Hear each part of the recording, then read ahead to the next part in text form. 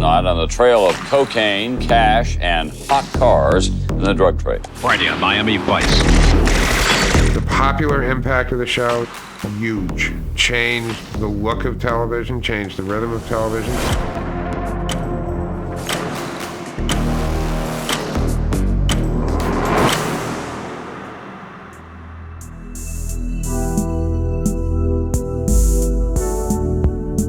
It isn't every day that a work of entertainment changes our world for the better. Sure, we all have our favorite movies, books, comics, and shows that we grew up with that shaped our tastes and hobbies.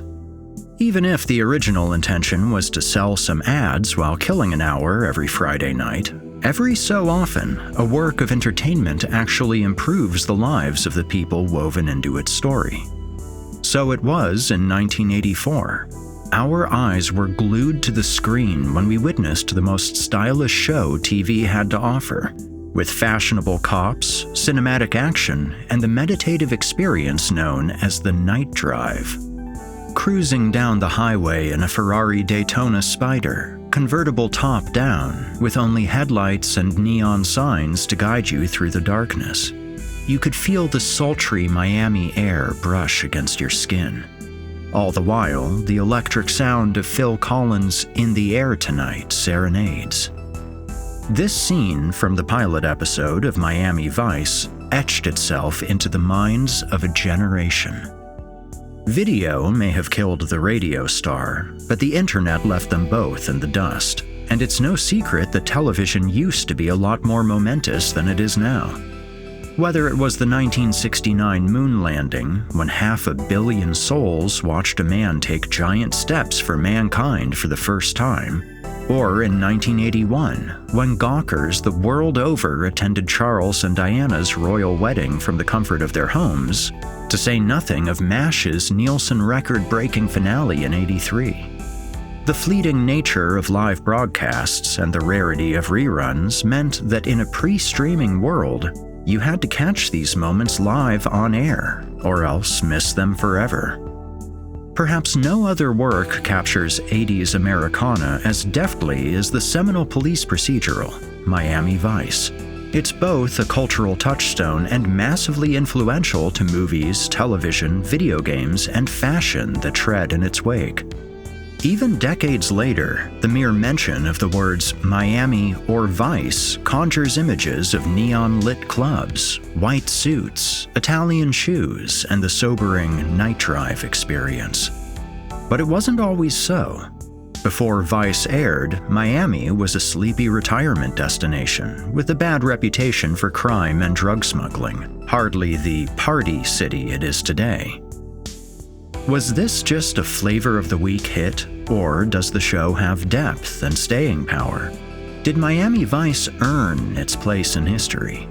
In this documentary, we'll take a deep dive into one of the most celebrated and influential franchises of all time, its origins and its long-lasting legacy, both in entertainment, the movies, shows, and video games it would inspire, and in the real world. How one show redefined television and inadvertently helped uplift a troubled South Florida community out from under the depravity of drugs, cartels, and corruption. Today, we'll examine the relevance, staying power, and colossal cultural imprint of Miami Vice.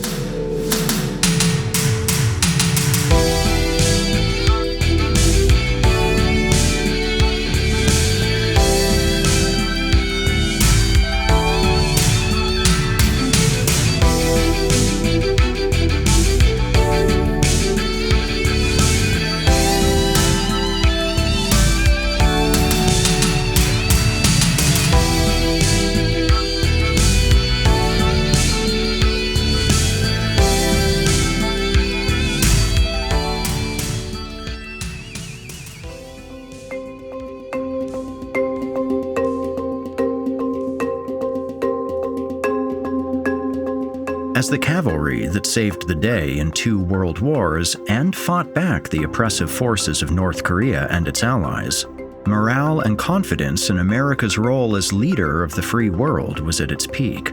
But all of that would come crashing down over the following 20 years. Fighting an unwinnable war in Vietnam for decades, shipping millions of drafted men overseas, and wasting billions of tax dollars led to civil unrest and anti-war activism, staining the Star-Spangled Banner once again. The Cuban Missile Crisis only compounded the uncertainty of our future. Fear of a homeland attack, one president assassinated, and another becoming the first president to resign, all within a dozen years, went very far to demoralize the American people. The great inflation and soaring fuel prices of the 1970s further disgruntled an already resentful populace. The American dream seemed to be in its twilight years. So, what did the working man turn to as the cure for depression and plummeting morale? Drinking, drugs, gambling, and prostitution. Vice. There were several events leading up to the 80s that would make South Florida, and Dade County in particular, a hotbed of turmoil. Our neighbors in Cuba, who opposed Fidel Castro's iron grip over their country since the revolution in the 1950s, were making an exodus to America. The rebel-turned-dictator declared he would no longer stop refugees from escaping the country starting in 1965. This caused a strain on Coast Guard and immigration services, which led to multiple compromises in an attempt to provide an avenue for orderly and legal immigration. First, the Freedom Flight's airlift program of the 60s and 70s, and again in 1980 with the Mariel Boatlift program, which transported refugees by sea where they were interviewed to weed out dangerous or criminal elements. All said and done, over 1 million Cubans crossed the Straits of Florida during the late 20th century. Their port of call? Miami-Dade County. When I saw Scarface, I thought it was hyperbolic and overblown. When I got to Miami, I realized that Brian De Palma had indulged in understatement, that Miami was wilder on the ground than most things in Scarface. The imminent chaos, fear, and uncertainty of change swept over both the immigrants and their new hosts. In pop culture, Brian De Palma captured this moment in time in the 1983 crime drama Scarface, a depraved fantasy fulfillment tale of an ambitious Mariel immigrant, Tony Montana, and his rapid rise and tumultuous fall from grace, from the streets to being a successful drug kingpin. Scarface's characters were fictional, but the first act of the movie plays out almost like a reenactment, and whether through empathy or sensationalism, was shot just 2 years after the Boatlift program. Further rocking the boat were the Colombian and Cuban drug cartels who came into prominence in the late 70s. Among these, Pablo Escobar and the infamous Medellin cartel murdered about 4,000 Colombian citizens, cops, and even government officials, to say nothing of the damage that crack cocaine especially caused to troubled communities. Seemingly overnight, homicides, fetal deaths, and birth defects would skyrocket as high as 100%, painting a grisly visage of the toll that the snowy and carefree 80s wrought. At the height of the cartel's reign, over 70% of America's marijuana, cocaine, and quaaludes were funneled through the Miami area, and surrounding neighborhoods went to hell, drowning in contraband, hedonism, and chaos. As a former Miami prosecutor put it, "The traffickers were making more money than they knew what to do with. They were driving around in their Ferraris and Porsches, walking into banks with duffel bags stuffed with cash. But there was no Crockett and Tubbs in a Ferrari chasing the bad guys." Crime rates skyrocketed to unprecedented levels. Things got so bad that the Dade County Medical Examiner rented a refrigerated truck as a mobile morgue to accommodate for the growing body count. By 1984, Miami's murder rate was 3 times the national average, and at its peak, there was 1 crime reported for every 7 people living in Miami-Dade every year. Miami was known as the gateway to the Americas, a crossroads between the Caribbean, South America, and the United States. It had a storied history dating back decades when the prestigious airline company Pan Am relocated to Miami. But then, a veritable blizzard of cocaine began shipping in via the cartels. Despite the blistering 90-degree summer heat, it was snowing in Miami. Enter the Metro-Dade Police Department Vice Squad. With crime at record highs and uniquely stationed at the drug capital of the country, they had their hands full. This growing cascade of events is what fascinated Anthony Yerkovich, a writer for Hill Street Blues for NBC, to research this unique moment in time. A combination of the rise of brutal Colombian drug cartels, an influx of Cuban refugees in the streets of Miami-Dade County, and tension and conflict rising to a boiling point. Coincidentally, Brandon Tartikoff, the president of NBC, and Michelle Bruston, the vice president of Drama Series, had just been discussing a pitch that involved a disc jockey private eye.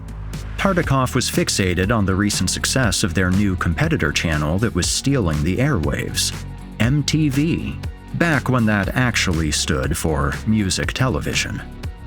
They distilled this idea of a detective with a music element into the concept MTV Cops. These two words had some potential, but there's a million ways it could go wrong. As legend has it, this idea was written on a napkin, or more likely, a piece of paper. They tapped Yerkovich to write and pitch this new show, and after one meeting and a call from the president of Universal Television, everything clicked. They then convinced Michael Mann to come on board as executive producer. A rising director-producer, Mann acted as the show's auteur, bringing his sense of style and experience writing and/or showrunning for Starsky and Hutch, Vegas, and other series. But his heart truly belonged to cinema. Mann's inimitable eye for visual style and texture, as seen in his movie Thief with James Caan, sold the team on him coming on as executive producer. Yerkovich then pitched his TV script titled Gold Coast, a 2-hour-long revenge thriller with the painstaking detail and complexity of a novel. He compared his original idea to a modern-day Casablanca. The execs loved the first draft. As it developed, Mann took on a creative control role where he defined the style and fashion of the show. This show follows the classic buddy cop dynamic. Conflict and friendship arise between officers of different backgrounds, which develop a strong bond over time, despite their differences. Arguably, the earliest example of this genre was released only 4 years after Japan's surrender at the end of World War II.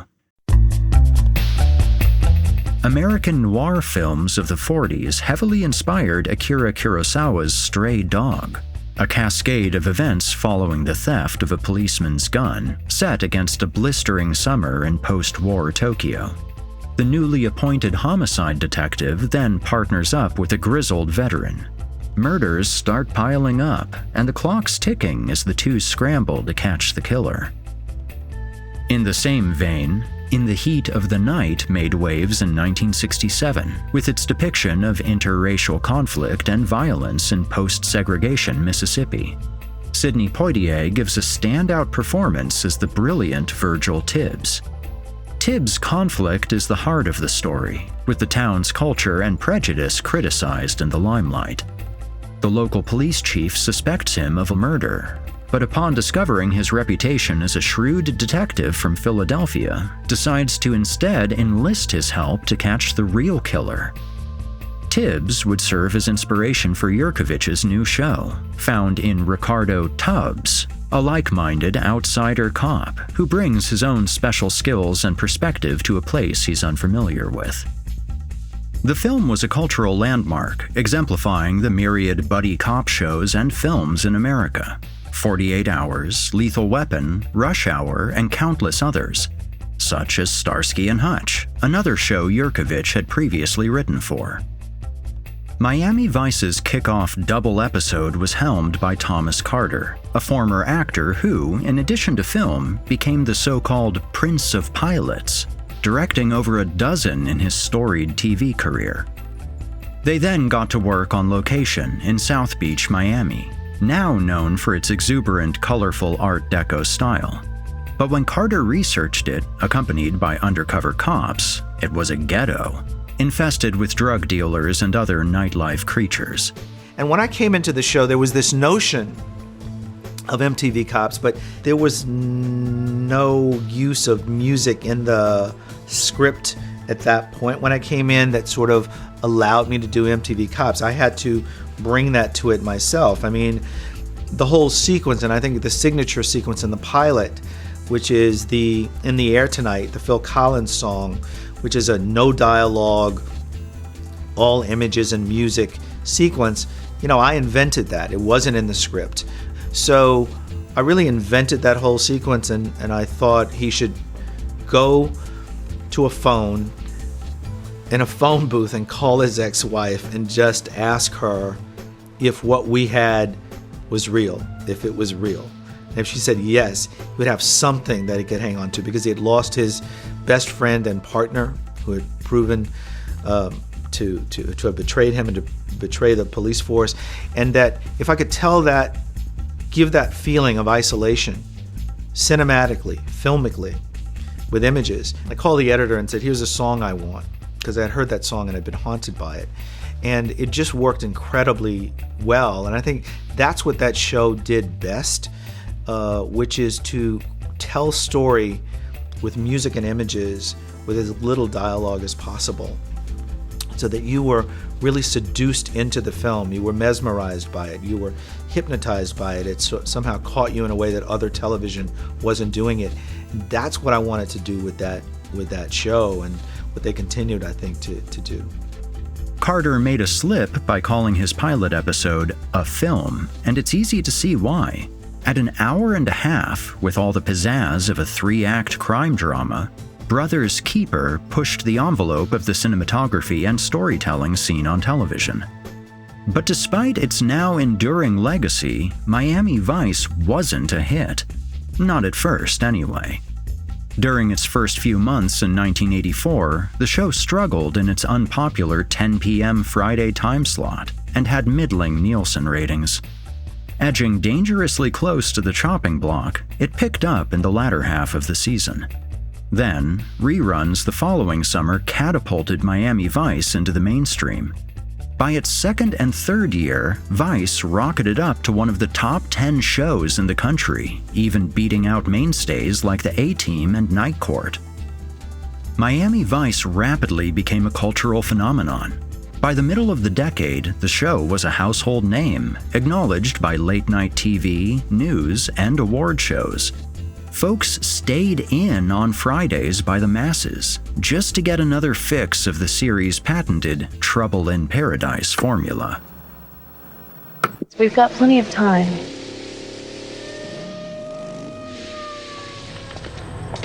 License and registration? We were just trying to get home to watch Miami Vice. Get out of here.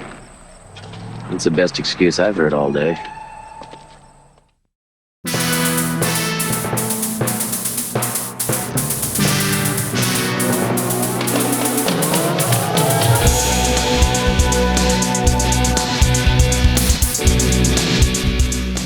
Once it hit its stride, you could see the chemistry and setup that made the show magnetic.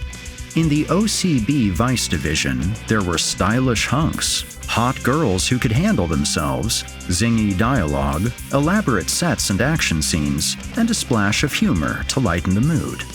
Not to mention the show's dedication to becoming a tastemaker in fashion and music.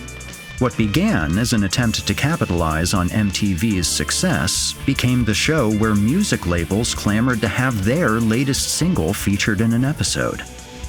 The 1980s was a golden age for pop music, the middle of the decade especially. 30 years after the fact, Rolling Stone crowned 1984 as the single best year of popular music. Incidentally, listeners of Greatest Hits Radio in the UK also identified 1984 as the greatest year the genre has ever seen. The pop music charting on the Billboard 100 in 1984 is so star-studded it has to be heard to be believed. What's love got to do with it? Born in the USA. Gotta cut loose, put loose. Who you gonna call? Ghostbusters. I'm never gonna dance again. When the doves cry, boys and summer. Watch the face. Go crazy. Here comes the rain again. Easy love. Don't you wait. Girls just wanna hide. Talking in your sleep. Time after time. On and on, says your follows. I get up. The virgin. On the borderline. What is what you need? Chaka Khan. Chaka Khan. Let me Smooth operator. Love is a battlefield. Rock you like a hurricane. We're the rebel yell. We're not gonna take it. You must be my lucky star. This music renaissance was no coincidence.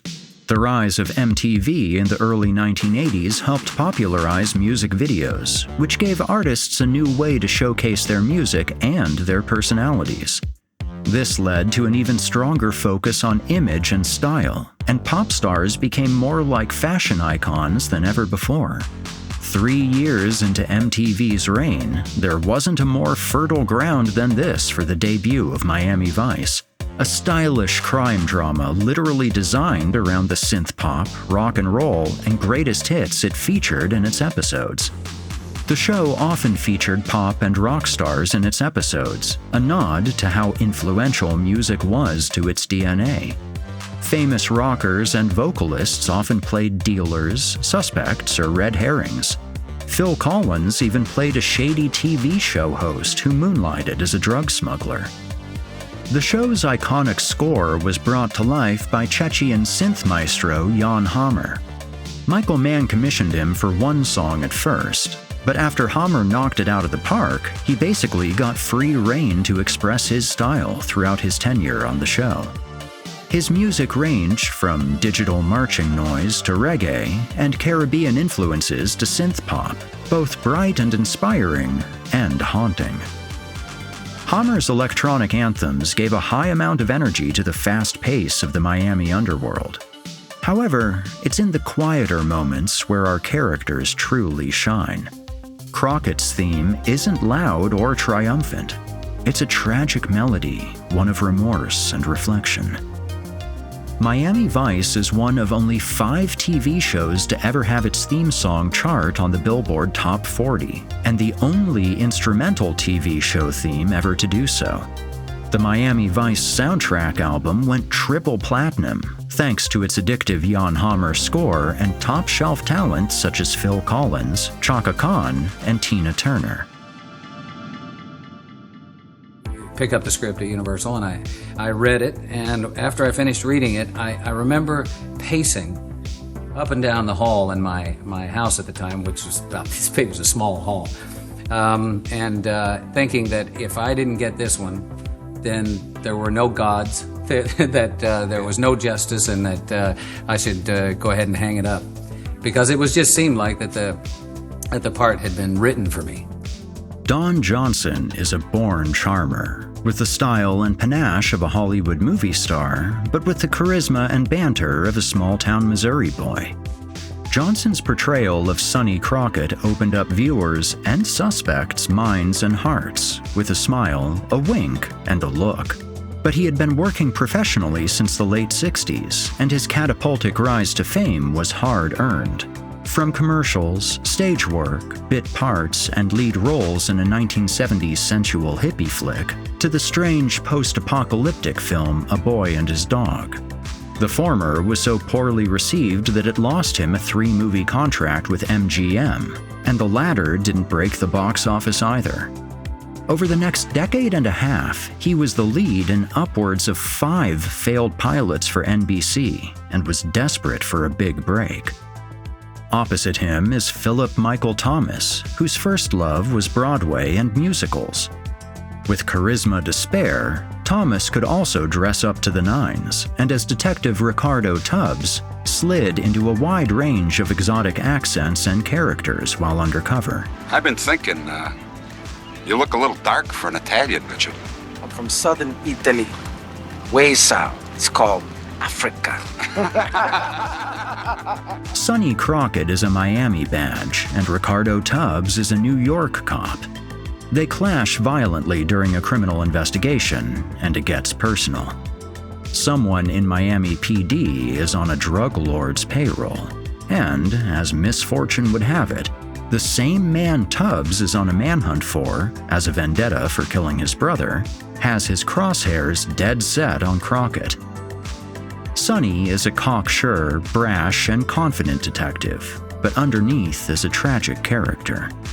His distant wife and son can never fully understand or be part of long nights and weekends away from home, delving deeper into the criminal underworld. His friends and colleagues suffer and die around him, and there's little in the world for him but his continued work to bring down the scum of the earth, for everyone's but his own benefit.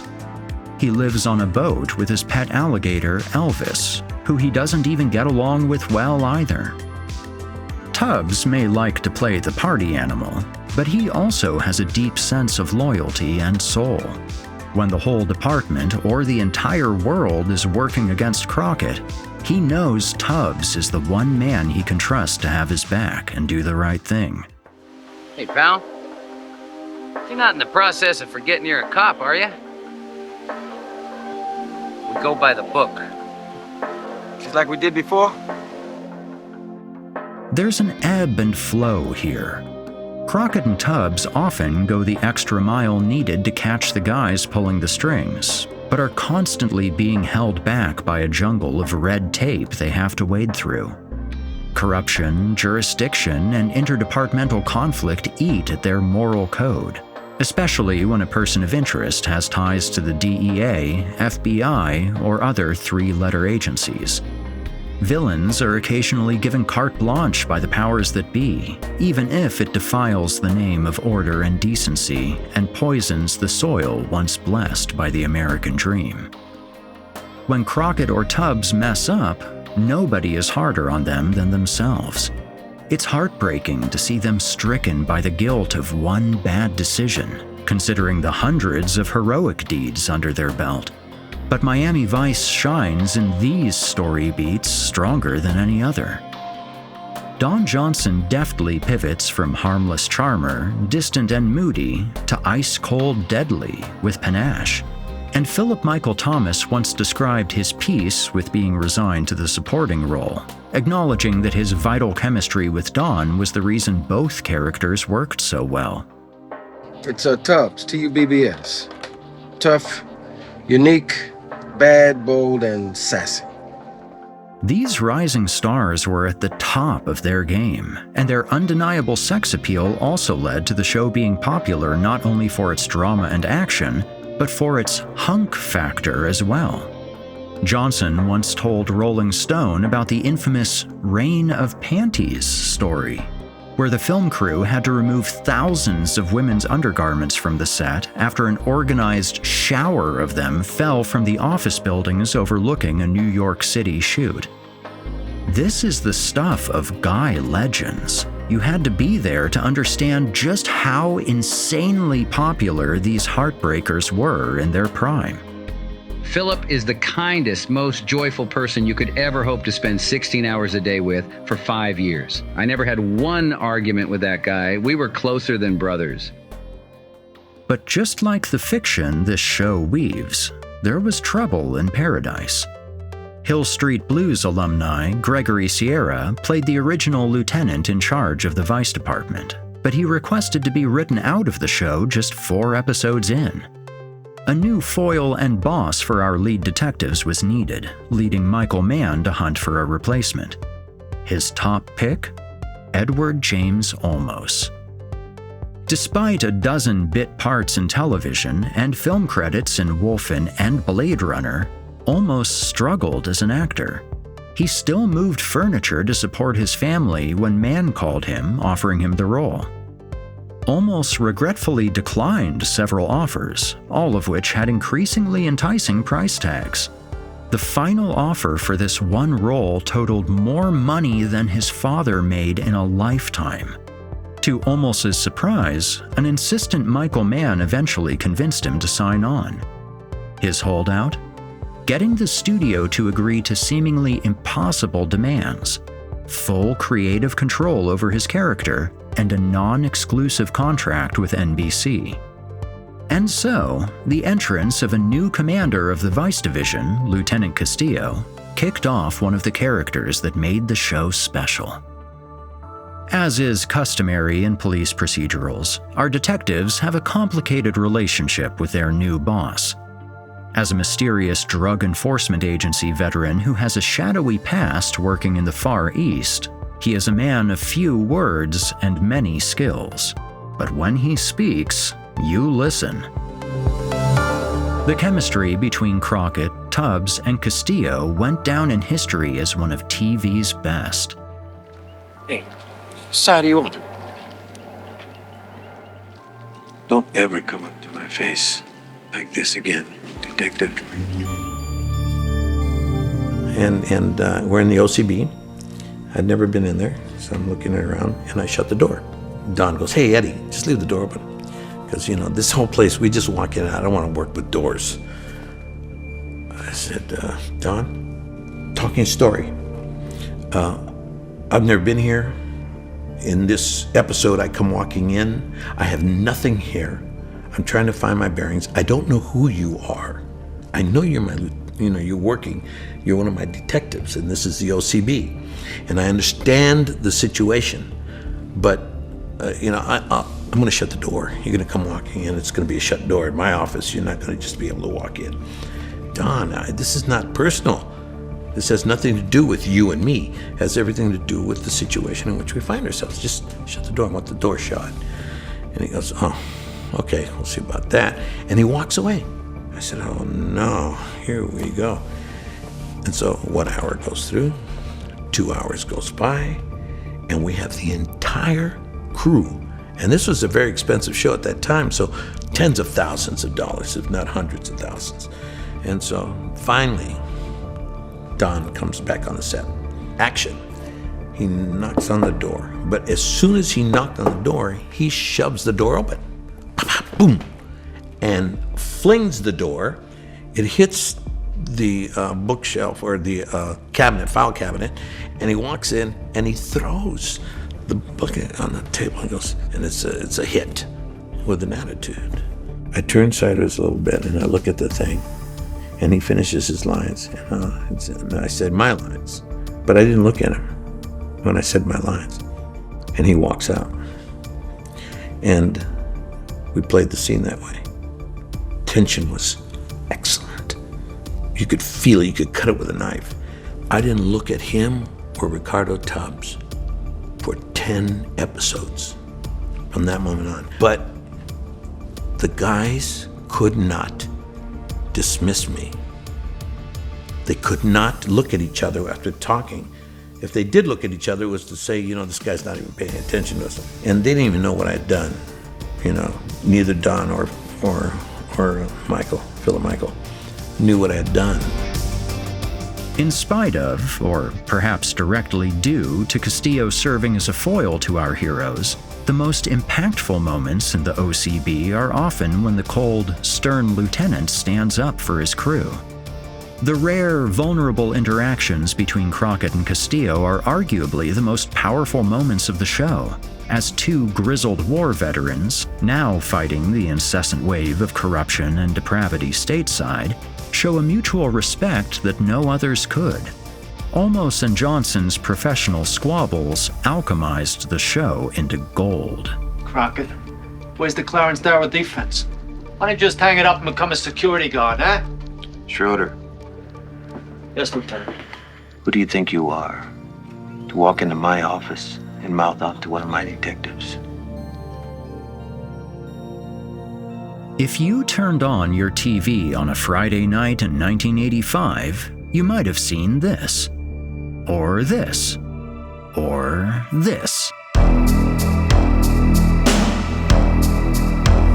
Miami Vice certainly stood out from the pack in terms of lighting, cinematography, and style. Whereas broadcasts were traditionally flooded with flat, even lighting so that the images came across clearly through the airwaves to even the dinkiest television set, Miami Vice took a chance with dramatic nighttime shots, bright neons, and depth of field, fully exploring the medium with the same artistry as the silver screen.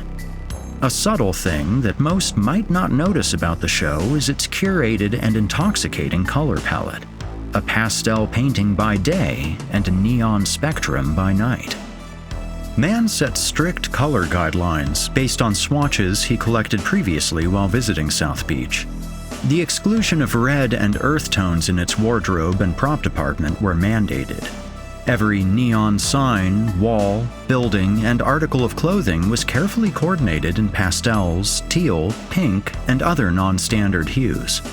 This created a dazzling and heightened atmosphere that distinguished itself from any other show on television. The popular impact of the show, huge. Huge. Cannot be overestimated. Changed the look of television, changed the rhythm of television. That's all Michael Mann. The wet down streets and the pink glow and all that stuff, that was Michael. He is the American director who puts the most in the frame of any working director. Like Starsky and Hutch, Miami Vice worshipped the automobile. Whereas Hutch would showcase the roaring American muscle cars of the 1970s, Vice paraded the sleek sports cars of the 80s. Civil forfeiture allows police to seize property they allege is involved in a crime. This federal law inspired Miami Vice's detectives to better blend in with the pimps and pushers of Miami with luxurious flats, sports cars, and bling, repossessed from the legally impaired.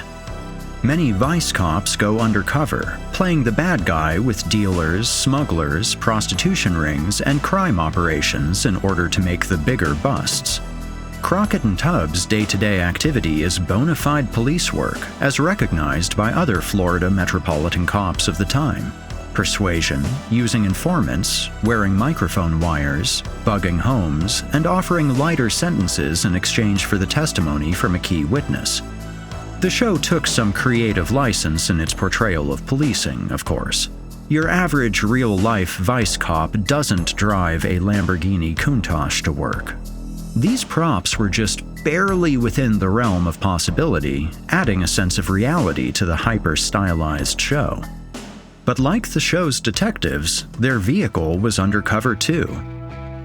Their budget was strained over its high production costs and pricey fashion, and couldn't afford the iconic Ferrari Daytona Spider the heroes drove. So, they faked it. Tom McBurney built a fiberglass chassis on top of two black Corvettes to maintain the facade of flashy, expensive cars. One for beauty shots, another to fling off of ramps or race around town during chase scenes. This shortcut later got the studio into hot water with the actual car manufacturer, since they didn't want phony Ferraris paraded around on TV. Thankfully, the two parties came to an arrangement to replace the fake Daytona Spider with the newer Testarossa, quickly becoming the envy of every car enthusiast in the world.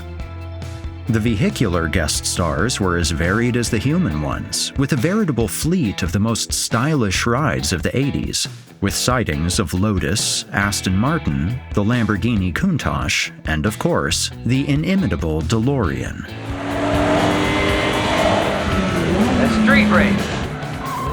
Behind the scenes, the show pioneered many cinematic techniques and style choices we now take for granted, but were foreign to network television at the time. Using car-mounted cameras made driving shots, night cruises, and chases visceral and nail-biting, something you simply can't replicate with rear projection of yesteryear or the green screen galore of today. Vice used powerful songs to carry the emotional impact of a scene, with little to no organic or Foley audio heard over it. Musical montages were used in place of quiet establishing shots, further characterizing the locales. There was regular use of telephoto and other lens effects to create dramatic shots with a dreamlike bokeh lighting in the backdrop, rather than flat shots where everything is in focus. Michael Mann had an obsession with capturing night on film. Most contemporary media would flood a scene in blue light, or, more recently, shoot day for night.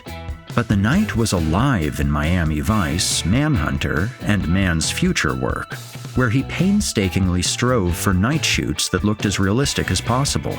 And the atmosphere that technique created was unmistakable.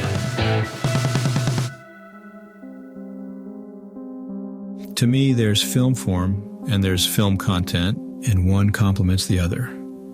If the style is not doing something about telling stories, then it's gratuitous. Form degenerates into style when there is nothing for it to interact with. The South Florida Sun-Sentinel once described the show as TV's first designer series, and for good reason. The show's original costume designer, Bambi Breakstone, stressed the challenge of dressing these heroes to the nines, changing costumes between 5 and 8 times each episode while always being over budget. The series transmitted cutting-edge dress and style directly to the mainstream. Don Johnson and Philip Michael Thomas became unmistakable trendsetters for men's fashion. Legendary fashion designer Gianni Versace's first individual he personally dressed in Miami was none other than Don Johnson. And if you've ever mixed blazers with casual clothes or worn a designer stubble, you can thank Johnson for trailblazing that look too.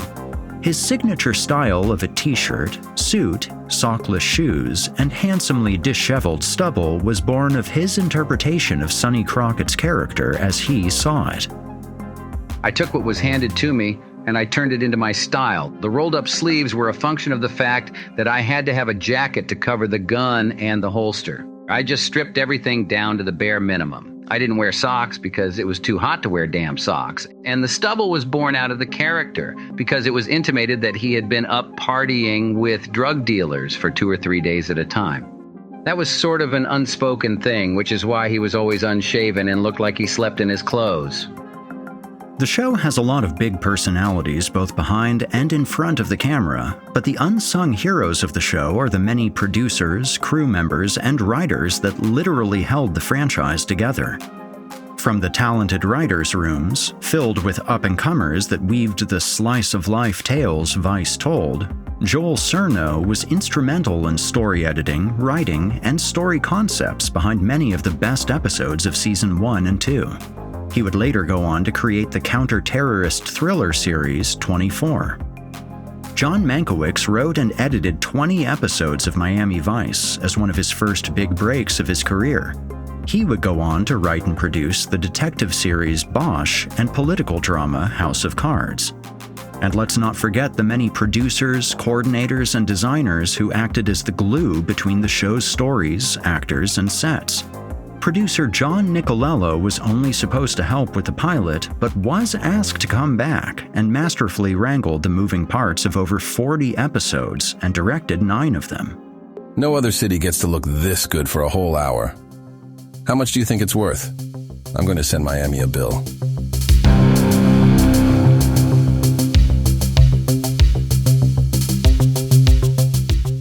With Miami Vice, style was everything.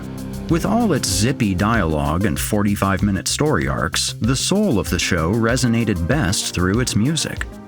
Many episodes were named after the songs it featured, such as Smuggler's Blues, where the entire episode is serenaded by Glenn Frey's song of the same name, and the lyrics practically narrate what's going on in the story.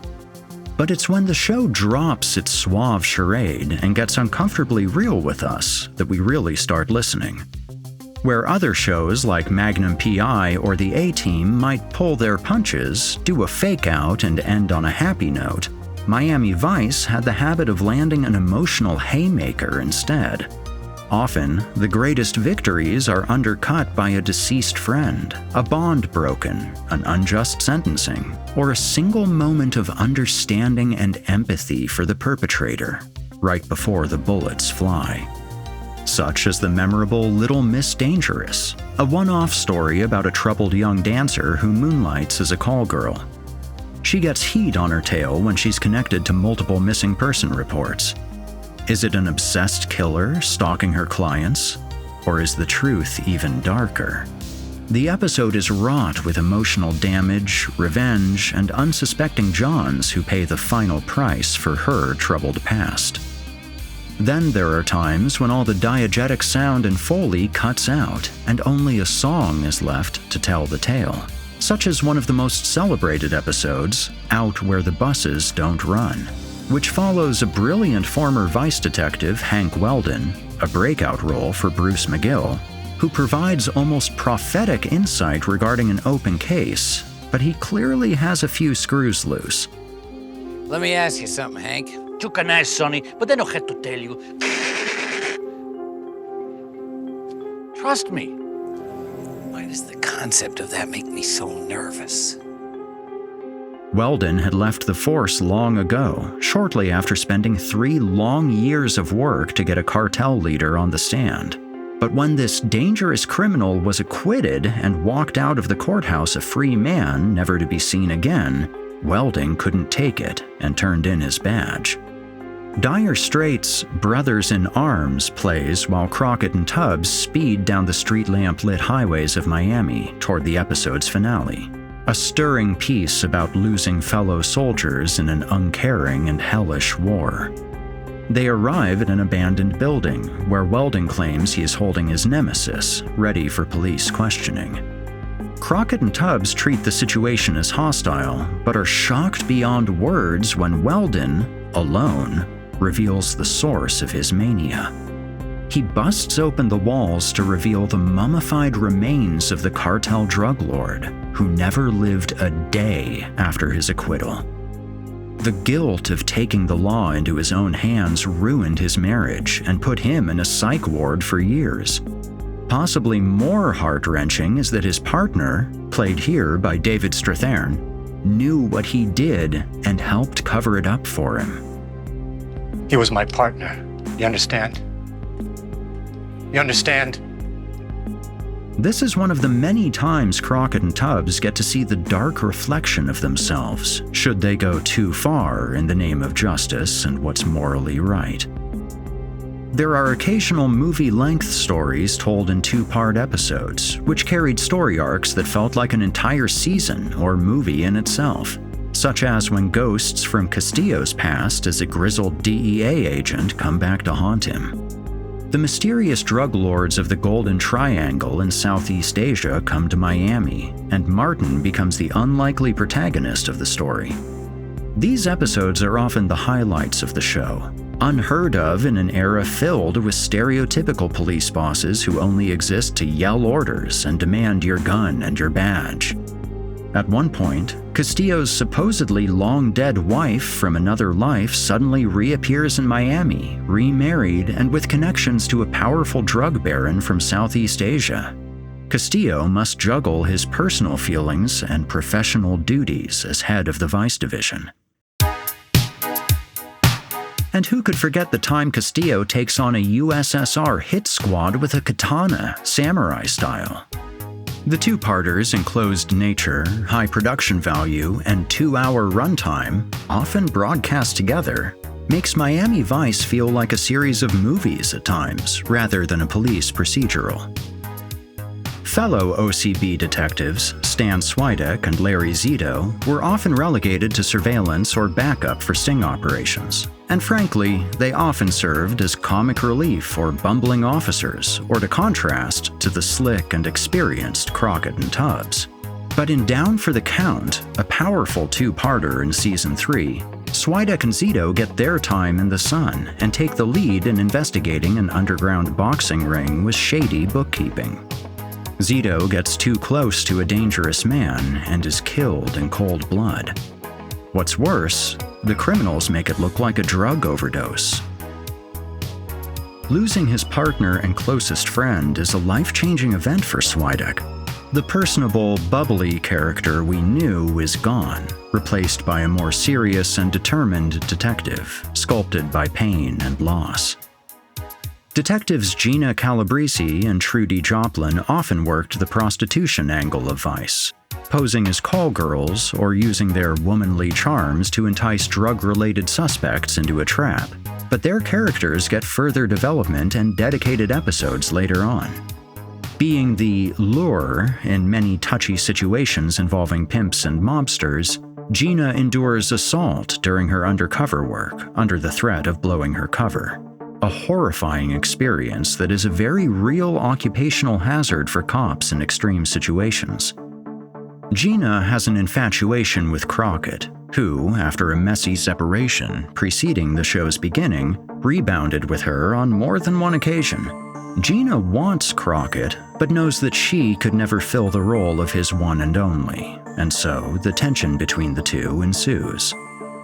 One of the more tragic episodes revealed Gina's backstory as a Cuban immigrant whose parents were killed during the Cuban Revolution while she was just a baby.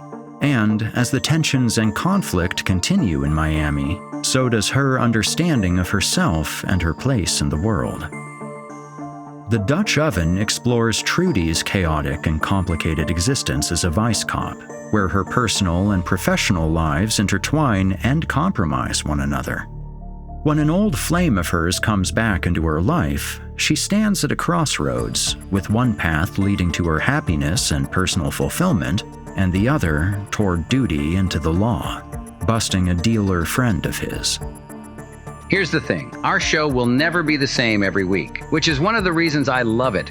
We don't have a formula. The problem is trying to tell the story from beginning to middle to end in an hour without losing the human aspect, the character bits and studies, the relationships.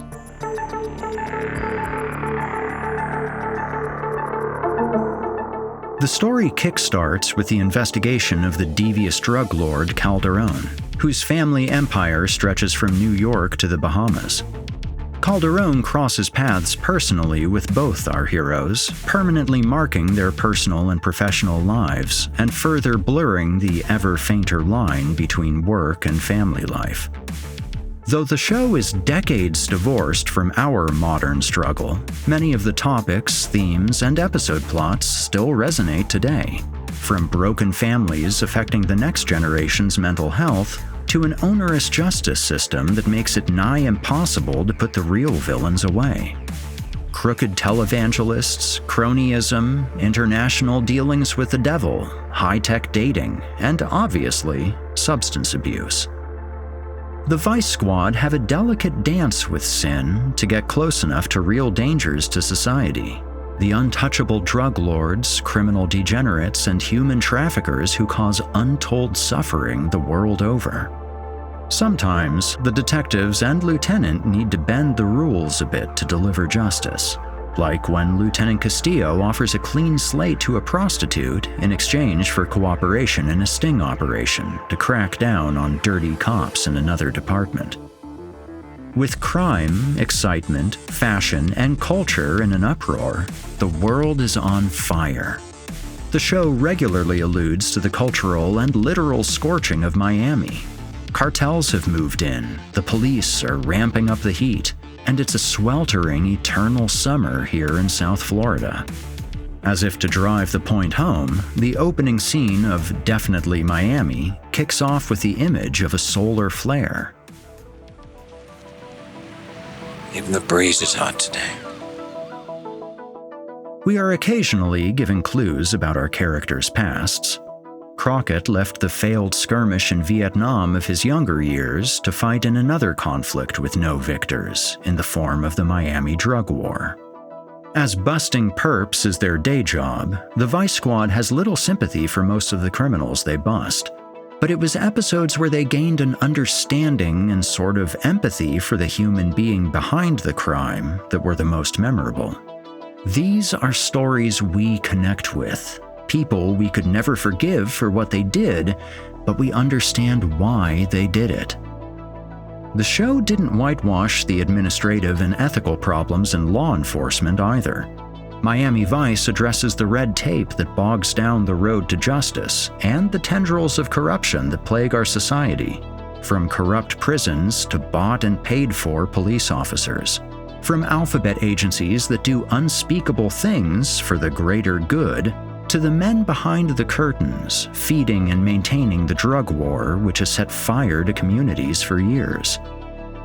Miami Vice's more somber episodes often ended with someone's life ruined or an unspeakable tragedy. Then, the upbeat theme song would play during the end credits, like a grisly punchline after a practical joke. It's a strange tonal shift, but it emulated the sky-high highs and the hell-bound lows of the 80s. For every pop song montage, there was a cocaine bust or murder, undercutting a victory with a grim reminder that it's not always a happy ending. Whoa, Crockett. Here's one with your name on it. Did you ever think that, Sonny? That there's a bullet somewhere with your name on it?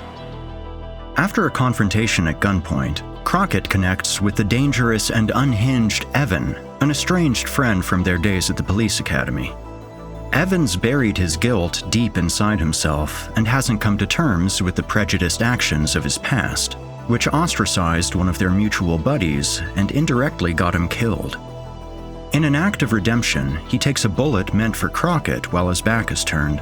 A powerful episode, but a tragic one, where hollow victories cannot fill the holes that living, breathing human beings once filled. Or the time when the Vice Squad convinces a battered wife to work in coordination with wiretaps to nail her gun-smuggling husband, only for him to walk out of the courthouse at the behest of a shadowy government operation. Tearful and betrayed, the wife chooses to face a premeditated murder charge over her husband coming home. A horrible outcome where nobody wins. When a ruthless gang of serial house invaders plagues the city, the Vice Squad are called in as support for the robbery division. The catch? Crockett is now stepping on the toes of his first boss and mentor, Lieutenant Malone, and their relationship is complicated. Mishaps, civilian injuries, a dead cop, and a very messy case later, the team catch the perps and celebrate by going out to lunch. Crockett's interrupted with the somber news that Malone was turning in his badge out of shame for a botched investigation that Vice stepped in and handled. I think you might want to go fishing someday. I hear it's real fashionable to go out in a boat with a retired lieutenant from robbery. I turned in my badge yesterday, Sonny. Tubbs' past with the late drug lord Calderon came back to haunt him in the episode Sons and Lovers. Back in 1984, Crockett and Tubbs had chased Calderon, the man who killed Tubbs' brother, to his lavish abode in the Bahamas. There, Tubbs fell in love with Angelina, not yet realizing she was Calderon's daughter. But their love affair was interrupted when Crockett was captured and the duo took down Calderon for good. 2 long years later, Angelina arrives in Miami with Tubbs' son, Ricardo Jr. However, what was to be the start of a new family life was cut short by Calderon's maniacal son, who kidnapped them and rigged a bomb to kill Tubbs' son and Angelina if he interfered. In a selfless act, Angelina activated the bomb, killing herself, and the baby was presumed to be dead as well. But Calderon stole Ricardo Jr. far away before the explosion, and we're cursed to know that father and son were never reunited. This event scarred Tubbs in ways we'll never fully know, killing his newfound family and his dreams in one cruel act of misplaced vengeance. One of the most haunting episodes was when Crockett and Tubbs come across a modeling video, which Sonny is convinced is a snuff film. The lady starring in it seemed to vanish without a trace, but nearly everyone refuses to humor his hunch. It explores a depraved underworld veiled in high art and fashion, but where celebrity and cultural influence essentially renders you immune to scrutiny. This is one of the few times where the bad guy walks, and Sonny cannot help but watch it happen, with tears of anger in his eyes. In Child's Play, Crockett and Tubbs intervene on a violent domestic dispute during a surveillance assignment. When the image of a gun appears in the corner of his eye, Crockett shoots, only to discover in horror that he gravely wounded a young boy who was also trying to stop the assailant. He visits the boy every day, who is in critical condition at the hospital, and while the incident is investigated, Crockett takes some leave to spend extra time with his own son as a sort of penance. But this only makes him feel more remorse. Billy, his son, now has a stepfather who wants to adopt him, filling the paternal role that Crockett had struggled to. This episode is one of the most emotionally taxing, as it explores a guilt-ridden man who blames himself for failing both as a police officer and as a father. His shooting is legally cleared of any official wrongdoing, but his conscience says otherwise. Crockett tries to bury his emotions and get back to work, but his colleagues and therapist won't ignore the obviously hurting individual in front of them, resulting in a moment with Castillo that is both touching and haunting. What do you want me to say? I shot the kid. I shot him, he may die, it was my gun, I can't pull the bullet back in there. And there's nothing that you say, or anybody says, or no shrink is gonna change that! Can't run in a closet and lose yourself in guilt. It's my responsibility. I'm responsible. And if it's not me, then who the hell is it? You pulled the trigger. Now, live with the responsibility. It's gonna scar you. Eat you, burn you inside, and it should. But you got work to do that you care about. People are depending on that. You got people who care for you, Sonny, like me. Don't lose yourself. Keep on going. These somber notes at the end of crime dramas stick with you more than the predictable endings would. The most poignant moment in the show may have been in the premiere episode of Season 2, when Crockett and Tubbs caught a glimpse of one of the men behind the curtains. An unfathomably connected and powerful banker acts as a liaison between the drug pipeline of South America and the financial interests that would collapse if their loans to those countries weren't repaid. Prodigal Son painted a very ugly picture of the long-fought war on drugs by highlighting the disquieting and very real fear that the agencies and authorities we're meant to trust may not always be fighting on our side. We are talking about hundreds of millions of dollars. Now, they aren't going to repay that by selling straw bags and clay pots. If these Latin borrowers default, we would be decimated. We are the entire free world. When we sneeze, everybody catches cold.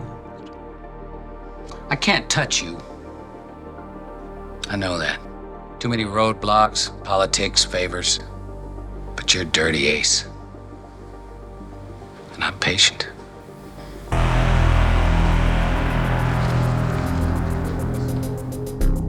As if to drive that point home, the detectives meet with said drug smugglers at the moonlit World Trade Center Plaza, which ends in an explosive shootout.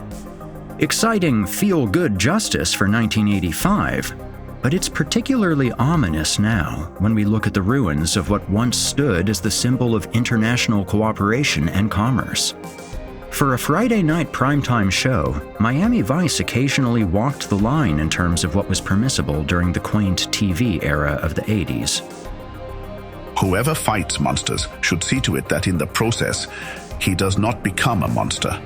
And if you gaze long enough into the abyss will gaze back into you. One of the recurring themes of the show is the corruption of the human soul and the moral depths that an undercover agent will go to catch the bad guys. It's a cautionary tale of losing yourself when you get just a bit too close to the enemy. In the episode Heart of Darkness, Ed O'Neill expertly portrays an FBI operative spiraling out of control who no longer knows which side he's on. He's estranged from his family and has been undercover for so long that he's become just as violent, scary, and unhinged as the villains he's supposed to bust. This is one of the many times we see the sinister side of undercover work, and who Crockett and Tubbs could one day become should they stray from the path. The title and theme of the episode One-Eyed Jack refers to the Jack of Spades and Jack of Hearts in a playing card deck. They share one thing in common. Only one side of their faces are revealed, like someone who hides a darker side that few know about. Crockett's loyalty to the department and the law is questioned when someone fingers him as a crooked cop, and Internal Affairs is itching to prosecute. This is one of the toughest spots Sonny has ever found himself in, as now forces on both sides of the law want his badge or his head.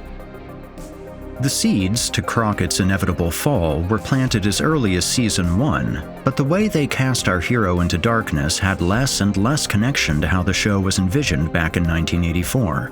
Yurkovich was long gone, and Mann was less hands-on at that point. The later writers, under the direction of Dick Wolf, played a few wild cards to re-spark interest, but had a very mixed audience reception. I was brought in because if you remember the first season of Miami Vice,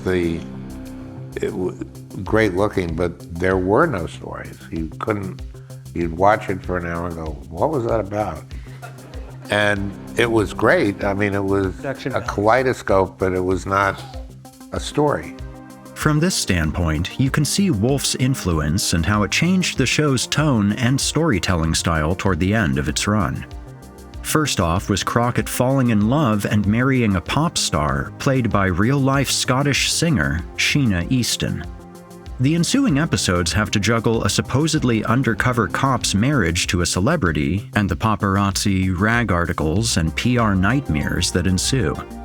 They share a full 5 episodes before a longtime enemy of Crockett puts her into an early grave, mid-concert.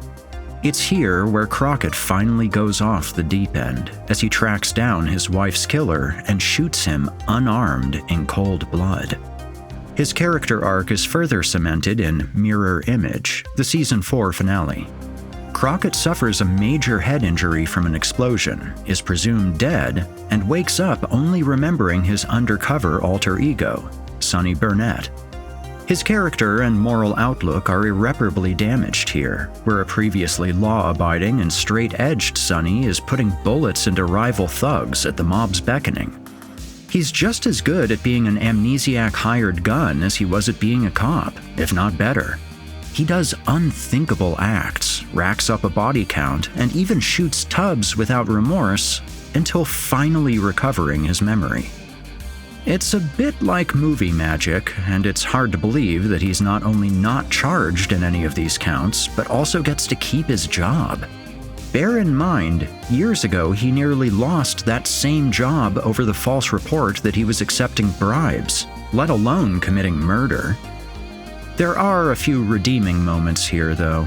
As he recovers from his trip to the dark side, Crockett has a rare moment of honesty about his job and life, while sharing his perspective to a work-mandated therapist in Miami Squeeze, revealing how dark and twisted his perspective had become after a lifetime of gazing into the abyss. You see, my problems aren't just psychological. They're real.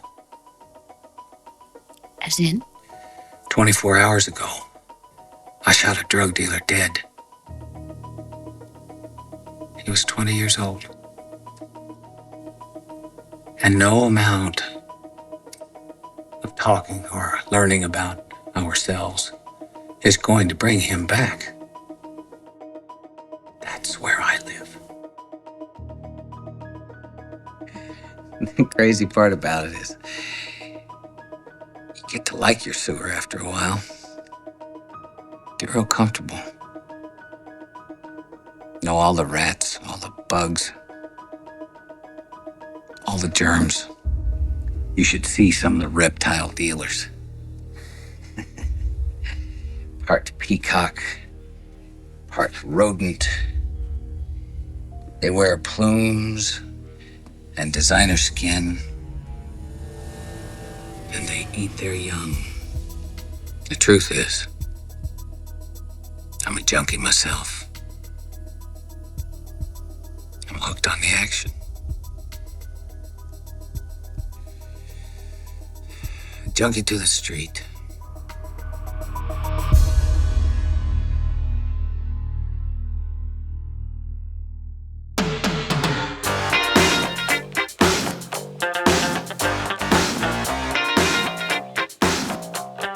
a good thing we had a wonderful budget. We had over $1 million per show that we could do, and we had a lot of things. We were like ushered the golden age of television into the platinum age, and a lot of the music that happened to come from Europe, etc., helped that show to be what it was. I remember we had so many people that wanted to do the show.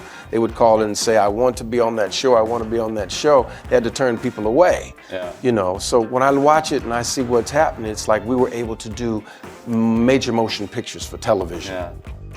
The show's production was meticulous. Neon lights were designed and built to add flair to every street corner. Standard TV lighting was replaced with color gels, neons, and creative choices to make the mood and atmosphere of the series stand out. Painstaking detail would be put into most shooting locations, where crew would often repaint walls or redress an area to make it past the rigorous standards Michael Mann imposed. And unlike many movies and shows before and after, the entrancing feel of the vehicle segments were, for the lack of a better word, magical.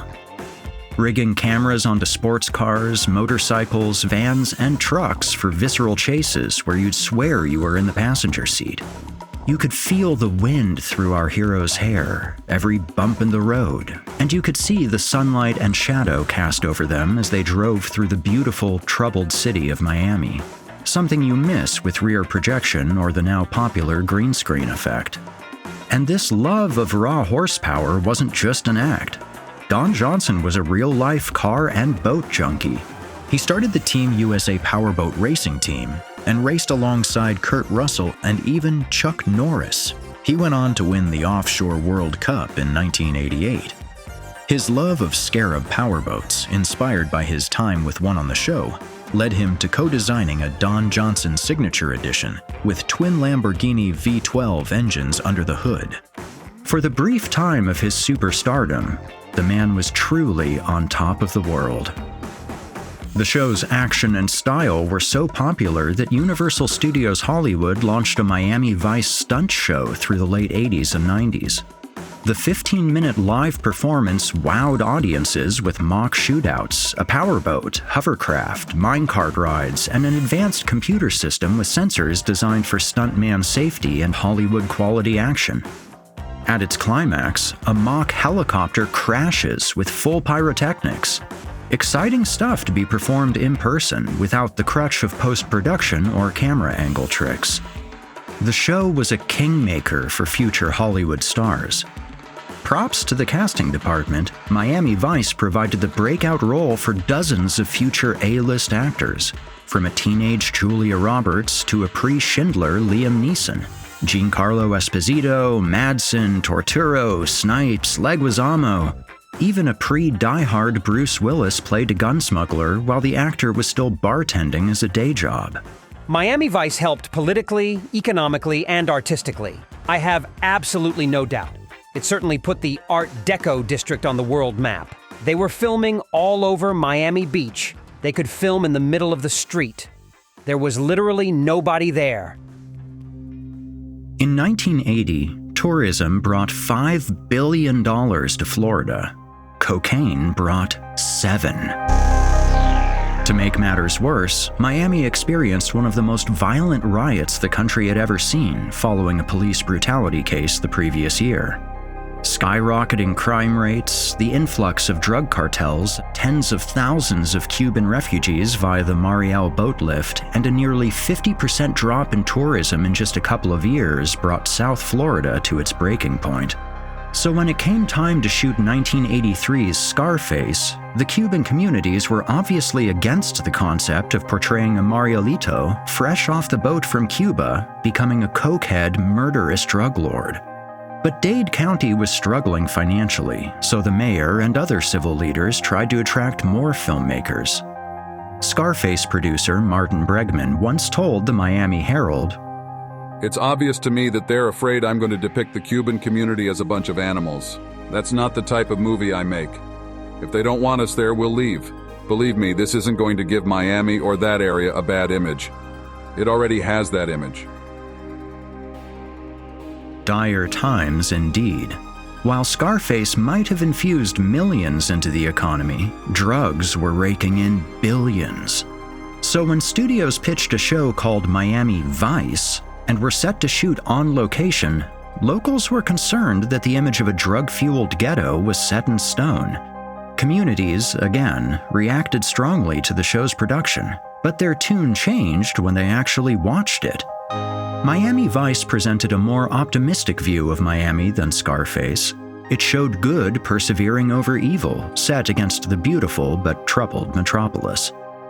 Is television so powerful that Miami Vice can alter reality, creating an image Miami will aspire to? The post-Angelino glamour of a designer city where vice is an accessory. No history, no depth. Miami at 100 miles an hour and $100 a gram. It's hot, it's sexy, it's up your nose. In addition to its vivid portrayal of the area, the production crew took the color and style guide, as curated by Michael Mann and the fashion and creative team of the show, and applied the pastel colors they chose for the show to the entire town as part of their production budget. Suddenly, the bleak ghettos and alleys of Miami started to look like the fantasized version of the city the series advertised. 5 seasons of a television series essentially remodeled the city. Ironically, the color, violence, and danger of the series actually led to a newfound fascination with the town. As crime rates slowly recovered over the years, the season finale of Vice coincided with Miami tourism back to pre-cartel riot and immigration numbers. Just as Miami earned its nickname Magic City for sprouting tall buildings quickly in its infancy, it was transformed again into Party City seemingly overnight. Miami inspired the lightning-in-a-bottle energy that fueled the show, and, in a way, Vice saved Miami from crime and poverty in return. Someone asked me once if did I think the show was going to last very long, and I said, as long as there are drugs and rock and roll, we'll stay on the air. You betcha.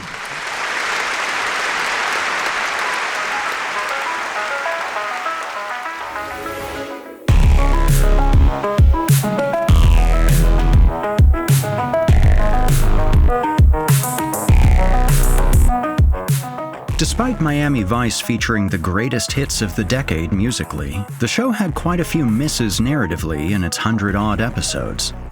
As the seasons continued, the show's scope expanded well beyond Miami, to the Bahamas, Colombia, New York, Los Angeles, Las Vegas, and beyond. This helped keep the show fresh, with Tubbs and Crockett liaising with federal law enforcement to crack down on Vice the world over, but it also served to muddle the show's Miami inner-city theme.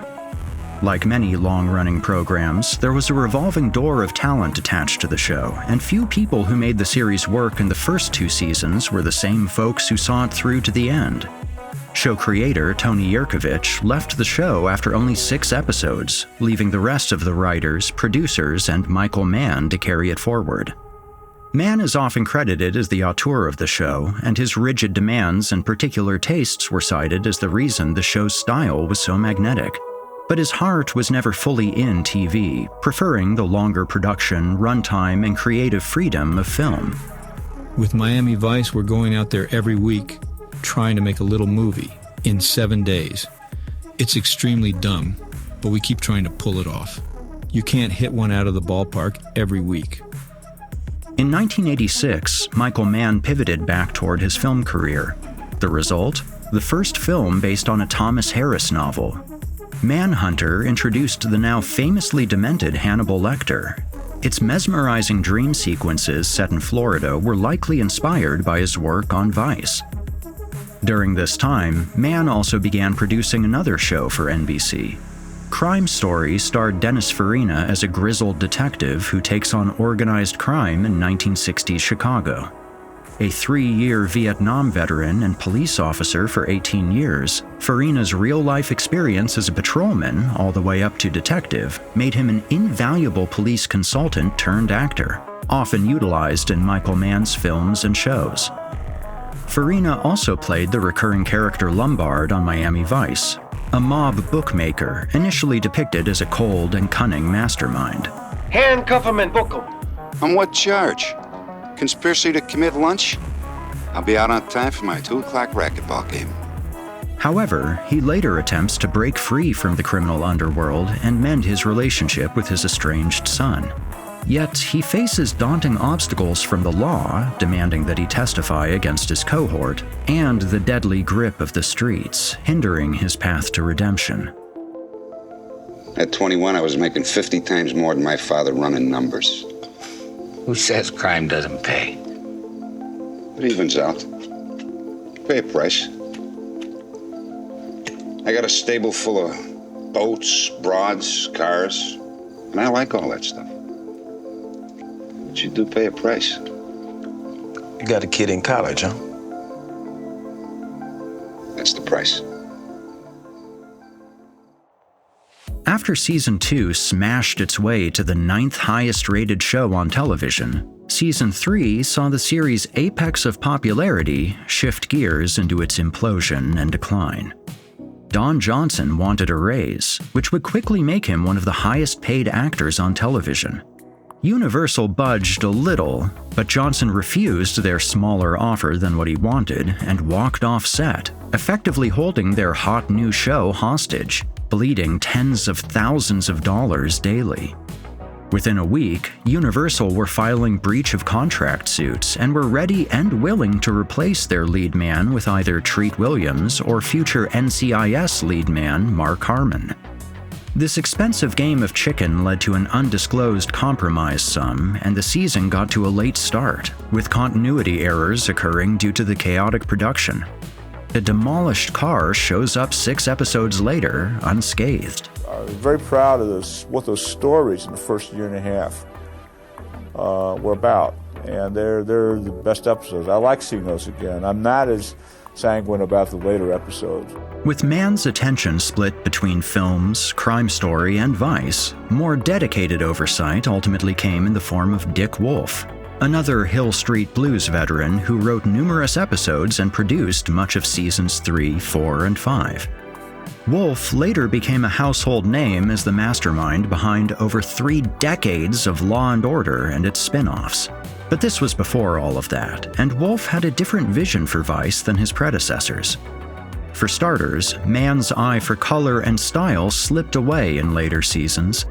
Garish displays of red, royal blue, and brown crept up more often, and the show's iconic pastels became less common. Season 3 dropped from the number 9 slot to number 26, while Seasons 4 and 5 didn't even make it into the top 30. For an expensive and high-profile show like this, it was clear that Vice's days were numbered. Some of the best and worst episodes in the series came under Dick Wolf's new role as executive producer. Jan Hammer started phasing out his contributions to the series around this time, and the show started to change in terms of tone and character. The writers started forcing major life changes for the main characters, only to vanish just as abruptly in a few episodes. The actors, directors, and crew still gave it their all, but the magic of Vice was dwindling, and so was its audience. Season 4 was host to some truly baffling stories that jumped the shark for the once must-see television program. The Big Thaw follows the hullabaloo surrounding a cryogenically frozen reggae star, and The Cows of October centers around semen from a prized bull. But the most confounding episode, hands down, was The Missing Hours. A confused mishmash of cults, UFOs, government secrecy, science fiction, hallucinations, and, for some reason, James Brown. Straight out of a mediocre X-Files episode. Backup was sloppy. Still burned about the backup? Well, you can't blame him. He almost lost one of his best cops this morning. Yeah, not to mention you. Season 5 didn't plummet to the lows of Season 4, but it was clear the magic that made the show sensational was missing here. The writers were running out of ideas, so wild character arcs had major players like Crockett, Tubbs, Castillo, and even Swidek at odds with one another, and felt out of character. This new dynamic lacked the camaraderie and chemistry that held the previous seasons together like glue. Due to NBC's eagerness to empty the 10 p.m. Friday slot that Vice had occupied for years, The finale was bumped to a Sunday slot, and a few complete episodes were left unaired, only appearing later in reruns. One of these episodes teased the Young Criminals Unit, with junior Vice detectives working undercover as college students. This was a failed backdoor pilot to a new series meant to compete with the young and hip 21 Jump Street, but never came to fruition. Freefall is the true finale of the show, which saw Crockett and Tubbs face incredible odds, oppression, and corruption, ending in them figuratively riding off into the sunset. The franchise remained dormant for nearly 20 years, only refreshing in people's minds through pop culture references, reruns, VHS, and DVD releases.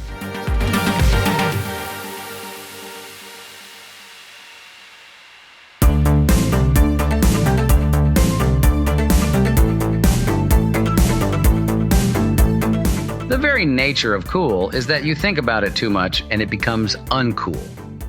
While Crockett and Tubbs were making waves through the Straits of Florida, Miami Vice was making waves in the entertainment industry.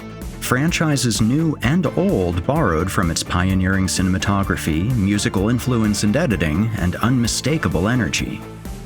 In 1985, Universal Television hawked a shameless Miami Vice copycat to ABC called The Insiders.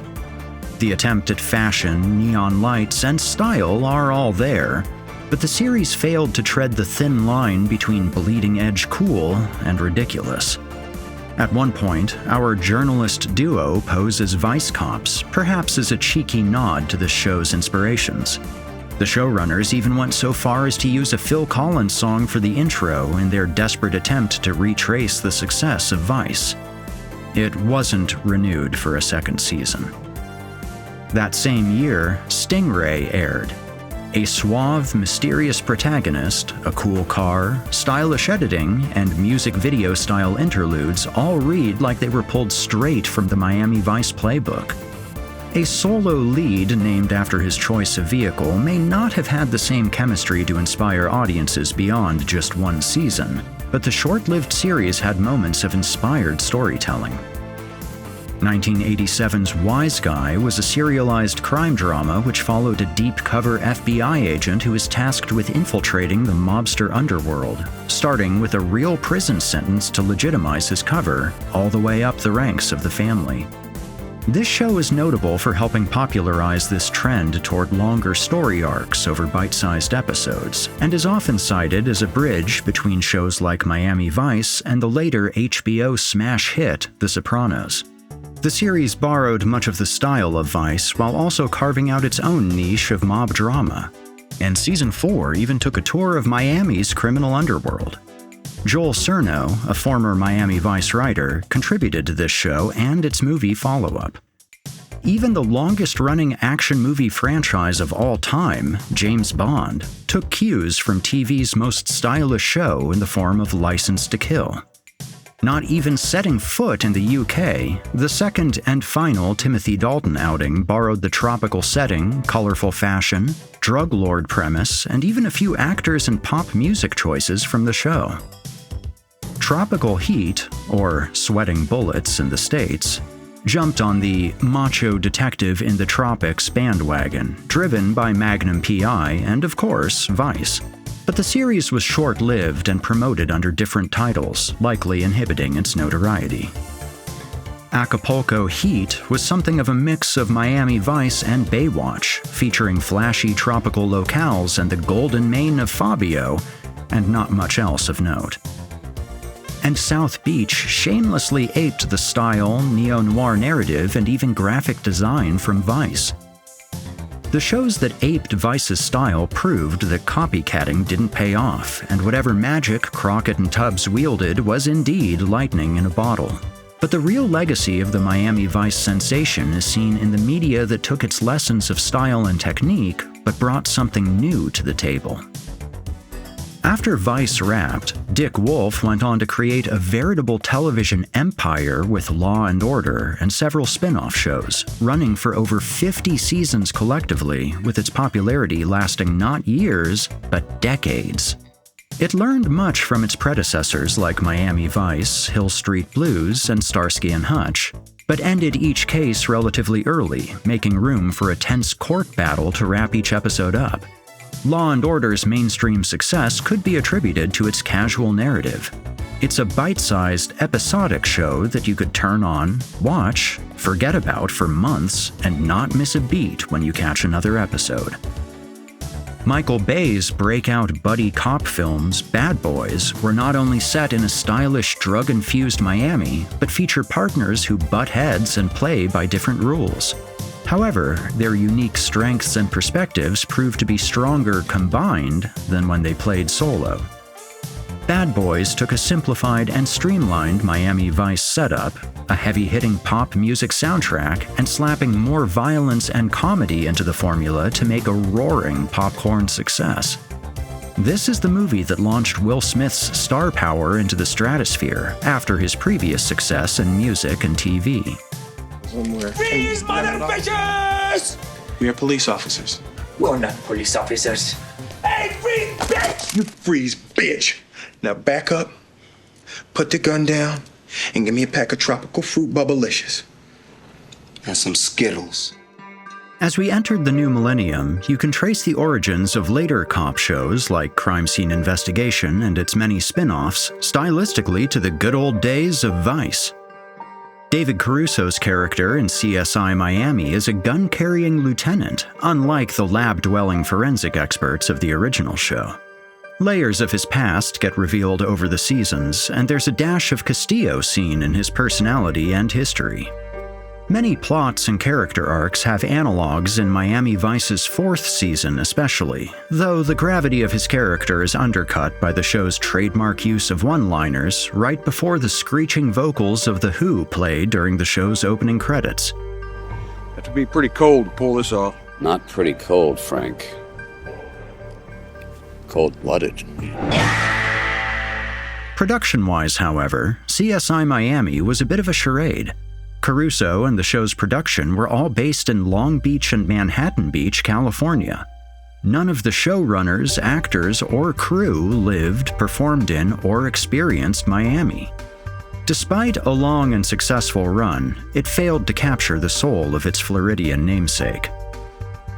Fox's short-lived Fast Lane was a cult favorite for its fast cars, humor, and early aughts sex-charged full-throttle energy. The series was sort of an updated revival of the stylish action of Bad Boys, Miami Vice, and Starsky and Hutch, where our undercover LA detectives drive flashy, confiscated cars to infiltrate the world of high-stakes crime. In a night drive during the pilot episode, the show serenades us with In the Air Tonight, a direct nod to its inspirations. The show wasn't renewed, but like many one-season wonders canned by Fox, it grew a cult following, and many demanded a revival over the years.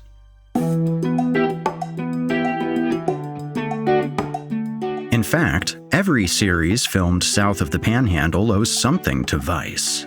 Be it the gator-dodging police procedural, The Glades, or the ex-CIA smooth operator in Burn Notice, which put Miami back on the map of high-profile television with a vibrant 7-season run. In fact, Burn Notice acted as a sort of spiritual successor to Vice in terms of cultural impact. It took on the daily grind of Michael Weston, an experienced CIA agent who is blacklisted and grounded in Miami after being burned mid-mission. He picks up the pieces of his life, both professionally and personally, by reconnecting with former spy colleagues, his ex-girlfriend, and his mother, all the while using his particular set of skills to good use as a private eye, and digging into the mystery of why he was unceremoniously dropped by the CIA. Burn Notice quickly became a popular detective TV show, combining the accessibility of a weekly police procedural with added spice in the form of Weston's monologues, which served as secret agent tutorials. It was both deceptively formulaic and easy to digest, but occasionally let slip its clever writing and research. In a solid return on investment, the Miami Beach Film Office provided incentives which made filming there attractive. Burn Notice single-handedly revitalized the Miami television industry since the drought following Miami Vice's 1989 finale. As much as Miami Vice was the signature show for this community, Burn Notice had an equal effect. It has carried us for the last decade and relaunched us as a television city. After Vice, no television series had succeeded here. As Philip Michael Thomas once said, "Once you get to the mountaintop, that's where you really begin to climb." So it was for the actors after their breakout show ended. Born in a tiny Missouri town of less than 5,000, then growing up in Kansas, Don Johnson's head must have been in a strange place after blowing up to superstardom. This small-town boy now had millions of people screaming his name. However, his post-Vice career was as rocky as the Ozarks. Around the time of Vice Seasons 2 and 3, Don Johnson turned down the lead role of Brian De Palma's The Untouchables, which would eventually make Kevin Costner into an A-lister as Elliot Ness, the man who took down Capone. The character was a slick-dressing, it was a period piece, but he was a slick-dressing guy, and it was all about the bad guys and the FBI and all that stuff. And at the time, I said, okay, I've got to not do this if I want to have a career outside of the slicky boy hero type. I've got to not take this part, even though I know it's going to be pretty good, and I loved the director. I turned it down, and I've struggled with that over the years, but I also think that it was the difference between me being identified forever as Sonny Crockett, even though it was a different film. This opportunity, plus a near miss as John McClane in Die Hard, could have propelled him further into the movie scene. Instead, he never broke into film as a leading man outside of low-profile indie projects and B-films. His most famous roles in theatrical releases were bit parts later on in Machete and Django Unchained. TV remained his comfort zone. A whole 5 years after Vice went off the air, he co-created the San Francisco police procedural series Nash Bridges in an attempt to recapture that familiar buddy cop formula, along with weed comedy legend Cheech Marin as his partner. While not nearly as influential as Miami Vice, especially staring down the barrel of enduring heavyweights like Law & Order, Bridges quietly enjoyed 6 seasons and more episodes in total than Vice aired. Nash Bridges was a comfy, popcorn TV show that followed Johnson as a charismatic veteran detective with a photographic memory. It was a lot more laid back than Vice and wasn't beloved critically, but it did do numbers. Johnson called a few friends into the show for work, including Vice pal Philip Michael Thomas, reuniting in 2 separate episodes. Philip Michael Thomas's TV and movie career would be quieter than his co-star. Throughout his experience as an actor, singer, and model, he refuted tradition and labels. Once asked what racial category he represented, Thomas responded, "I'm American Gumbo." Despite his notoriety as a trendy Vice cop on TV, the former Broadway performer maintained that his first love was always music. In '93, he co-composed and sung the song My Miami, which was officially recognized as the city's anthem. Throughout the '90s, he starred in some low-profile TV movies and bit parts, and strangely, 2 short-run series with Italian screen legend Bud Spencer, one of which was about, you guessed it, detective work in Miami. Thomas didn't seem to take film as seriously as his other passions, and picked some poor movies to star in after his Vice career put him in the public eye. 1993's Miami Shakedown was a particular low point, being shot on a VHS camcorder, hardly worthy of a star as big as him. Thomas would focus on his music career, one he started in the wee hours of the morning after Miami Vice shoots. He bought his own recording studio and the Miami Way Theater, showing colors as a stage actor and singer at heart.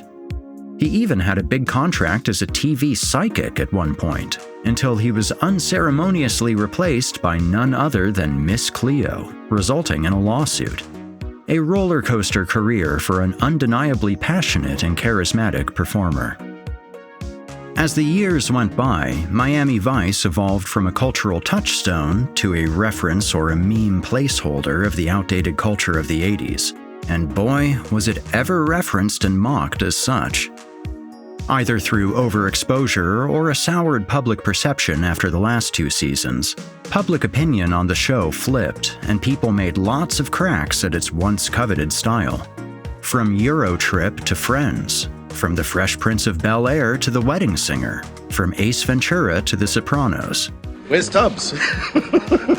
Hey man, Miami Vice is #1 new show. Gonna be all right with that? I mean, you might miss Miami Vice. That is so Miami Vice.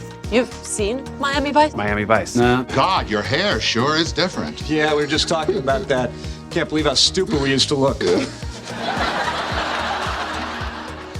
This begs the question, was it all gaudy style over substance? Or did it take someone with remarkable charisma and confidence, like Philip Michael Thomas or Don Johnson, to pull this off? How was Versace and Armani in the 80s any more embarrassing than the red carpet walks and fashion shows of today? In either case, the style and fashion of Miami Vice, which once stood for the bleeding edge of cool, had become shorthand for being out of touch.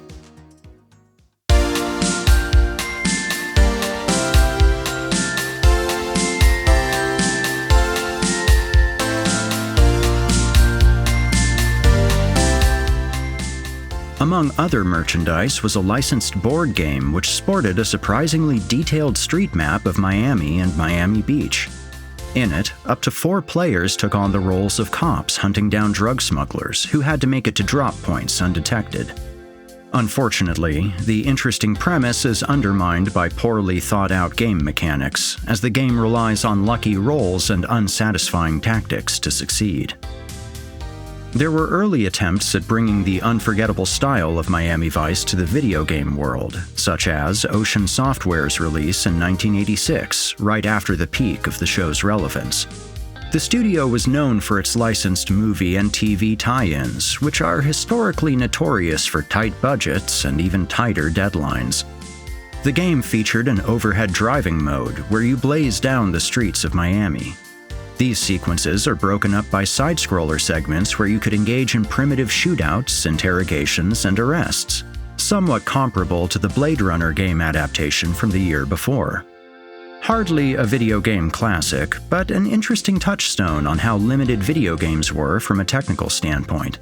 These games were the crude ancestors of future mega-hits like Grand Theft Auto and L.A. Noire, but struggled to achieve the open-world detective gameplay on primitive 8-bit hardware. There was another, even more obscure game in 1989 that bore the name of the show. Yet, despite its catchy chiptune theme song, its obtuse puzzle mechanics and confusing scenario design failed to emulate the show's premise, or entertain the few players who got their hands on it. Miami Chase had the honor of being one of the first Vice clones in game media, an early Amiga title from future Worms developer Team 17. The game was a simplistic top-down car game with basic gunplay, where you play Don Ferrari, an intrepid cop tasked by the mayor to take down the 4 drug lords plaguing the city. The open-world sandbox formula continued in what Scottish game dev DMA Design, now known as Rockstar North, would tackle next after their success with the Lemmings series. The game was originally conceived as a cops and robbers game called Race and Chase, but when a glitch occurred in which police cars would try to drive through the player, cops became violent, psychopathic pursuers. This, when combined with the sheer chaos you could cause by driving, shooting, and punching your way through a sandbox city, lent itself much more favorably toward playing a criminal rather than the law. And so, the game evolved into the enduringly successful Grand Theft Auto series.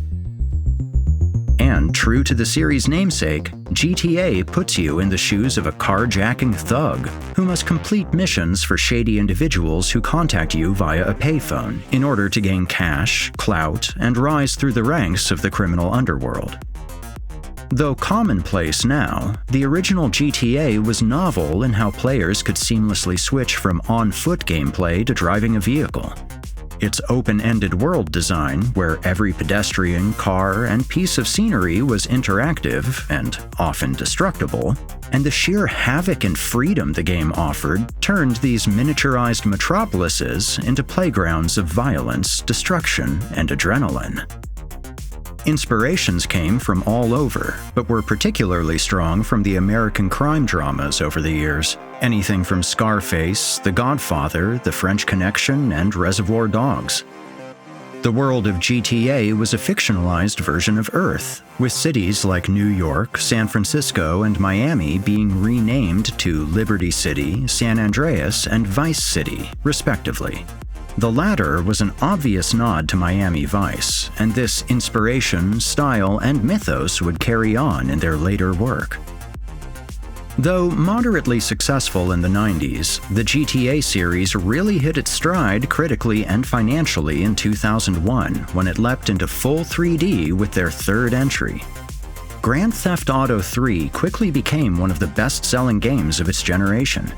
Taking criticism of its rough driving mechanics and simplistic missions to heart, the title quite literally came to define the open-world genre, realizing the potential that the older games like Ocean Software's Miami Vice attempted many years before. I got us some cannons in the trunk. Holy shit, where'd you get all this stuff? Been saving for a rainy day. You like? Yeah, I like. Almost as if to pay homage to its inspirations, their next GTA game was a love letter to Miami Vice and everything 1980s. Grand Theft Auto Vice City puts you in the shoes of Tommy Vercetti, a seasoned ex-con from a prominent crime family. Fresh out of prison, your first job goes south. A deal gone wrong ends in a bloody ambush, and both the goods and the money are gone. You're whisked away to Ocean Drive to collect your thoughts and figure out how to get back at your double-crossers and pay back the family, who wants return on investment. Tommy is wise enough to know that he has to make up the missing funds or else, and his one shot at survival is to rise to the occasion and become a big-time mobster, while not getting whacked in the process. One of the many steps forward that Vice City took was that your character is now fully voiced, unlike the silent protagonist, Claude, from GTA 3. He is joined by a stellar cast of characters voiced by celebrity actors, including Ray Liotta, Robert Davi, Tom Sizemore, and Burt Reynolds. The game follows the blueprint of Grand Theft Auto 3 closely, but improves on its predecessor in many ways. You could ride motorcycles and partake in life simulator elements, like collecting cars, renting apartments, or even taking over businesses for recurring income. Vice City is a stylized parody of Miami, and the setting of the game is a fantastic satire of 1980s life. Rockstar licensed a massive catalog of classic 1980s music, comprising a comprehensive 7-disc soundtrack. There are classic 80s electronic tracks, such as Crockett's theme and Love on a Real Train from Risky Business, and Lex Horton's original score is reminiscent of Jan Hammer's work on Miami Vice. Hammer is even referenced by name on one of the game's billboards in the city. As is tradition, several radio stations exist in the game, which have period-accurate heavy metal, early hip-hop, and a smattering of synth music, nostalgic commercials, and radio commentary, fleshing out the universe in true Grand Theft Auto fashion. The Degenitron, you can play video games just like you were in the arcade! Excellent! Degenitron! The Degenitron gaming system plays 3 exciting games, including Defender of the Faith, where you save the green dots with your fantastic flying red square. Cool! The Degenitron brings arcade realism to your living room. It can even take quarters, and a strange, sweaty man comes by to empty the machine on Fridays. Degenitron! The setting is a tribute to the synthesizer-backed, cocaine-fueled symphony of the 80s, with clear inspiration from the crime dramas of the time, not the least of which, the color, style, and flashiness of Miami Vice, and its vision of the city it helped realize. But this is a Grand Theft Auto game, not a cop simulator, and so the story borrows more from Brian De Palma's gangster movies, Scarface and Carlito's Way. Tommy Vercetti is like an amalgamation of Scarface's main characters. Tommy's plight is a lot like Carlito's, a gangster just out of prison, aided by his lawyer friend as he navigates the underworld. Tommy dresses up like Omar from Scarface at some points, Manny in others. Or you can shop around and play dress-up on your own if you want to look like a Miami Vice regular. Tommy's boss is named Sonny, though that could be as much of a nod to The Godfather's Sonny Corleone as it could be Sonny Crockett. The game is almost like a safari tour through the shared universe of classic crime drama, and players loved every second of it. Ocean Drive features prominently in GTA Vice City, and late game you'll get access to a mansion, which is the spitting image of Tony Montana's estate at the end of Scarface. And the backstabbing, ambition, greed, and climbing to the top of the food chain are shared by all of these great works. This hybrid of classic De Palma films is topped off with a dash of Goodfellas in Ray Liotta's appropriately charismatic and aggressive performance. One of Tommy's associates is Lance Vance, a slick cocaine dealer dressed to the nines. Miami Vice fans will recognize the lovable voice of Philip Michael Thomas taking on a role on the other side of the law. There are a lot of references to his characterization of Tubbs here, and though it was a clear case of stunt casting, the fan service was welcome, and it was one of Thomas's most notable roles since Vice aired. Let me guess. Thought I could use a guardian angel. I'm just saying, you need to let me in there, my man. Now, you can feed me all this lonely tough guy crap, but I know one day I'm gonna save your ass, and you're probably gonna want to kiss me. Wacko. As in previous GTA games, violating the law increased your wanted level from 1 all the way up to 6 stars. In Vice City, once reaching wanted level 3, an unmarked sports car, not unlike a Ferrari, will hunt you down. Behind the wheel are 2 intrepid and stylish undercover cops, clear stand-ins for Crockett and Tubbs, chasing after you, pistols in hand. One of the many ways the game proclaims itself as a love letter to Miami Vice. Released in 2002, GTA Vice City was an earnest and nostalgic look at the 1980s, just 13 years after Miami Vice went off the air. At the time, TV shows and movies were actively mocking Vice and its peers for being gaudy and dated. But Vice City paved the way that many media titles in the 2010s would follow, like the retro wave music movement, Stranger Things, and a slew of 80s movie reboots and revivals. In other words, Vice City celebrated the 80s retrospectively before it was cool.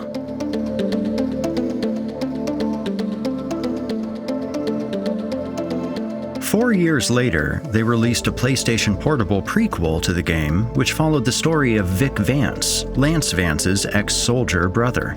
Despite its hardware limitations, the game's core storyline is often cited as being better than the original console game.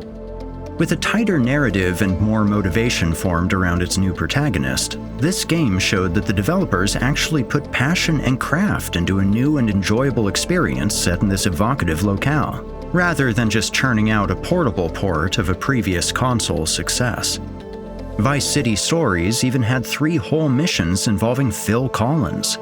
This is both the first time a real celebrity played themselves in a GTA game and an entertaining riot, where players get to chauffeur, bodyguard, and listen to Mr. Collins. Once these missions are complete, you're rewarded with a full virtual performance of In the Air Tonight, solidifying the obvious reverence the game series has for Miami Vice and its talented music cast. Seemingly inspired by the popularity of Grand Theft Auto and the slow-mo shooter Max Payne, another stab at a Miami Vice game was released in 2004, 2 whole decades after the show premiered. It's a stripped-down third-person shooter with simplistic cover mechanics, harking back to the difficult transition between games like Grand Theft Auto 3 and the polished cover mechanics found in Gears of War. But the title has a couple tricks of its own. The player can arrest suspects by shouting at them to stand down, then cuffing them, similar to the SWAT series. During a mission, you can swap between the pistol-wielding Crockett and Tubbs, toting a sawed-off shotgun. Each can revive the other if they're down, adding a bit of teamwork and depth to an otherwise bare-bones shooter with a linear progression of maps. Stiff animations and basic gunplay aside, the game missed out on the most important parts of the experience: the nightlife, compelling drama, cars, music, and atmosphere. Aside from the Miami Vice theme gracing the main menu and an over-enthusiastic use of Crockett's theme in seemingly random cutscenes, the game's original tracks are bland and overused synth drones, as if they couldn't afford to license more official music. It was an ambush. After they got the drugs and the bundle of dead presidents, those guys were out of there faster than a speeding bullet. Maybe that was the point. Maybe the drugs were just extra. Castillo. Yeah? Good work. The characters and their voices crudely imitate Tubbs, Crockett, Castillo, and the usual cast, but aren't convincing. A few enemy cameos from the show are welcome, however, such as the deadly assassin Ludovici Armstrong.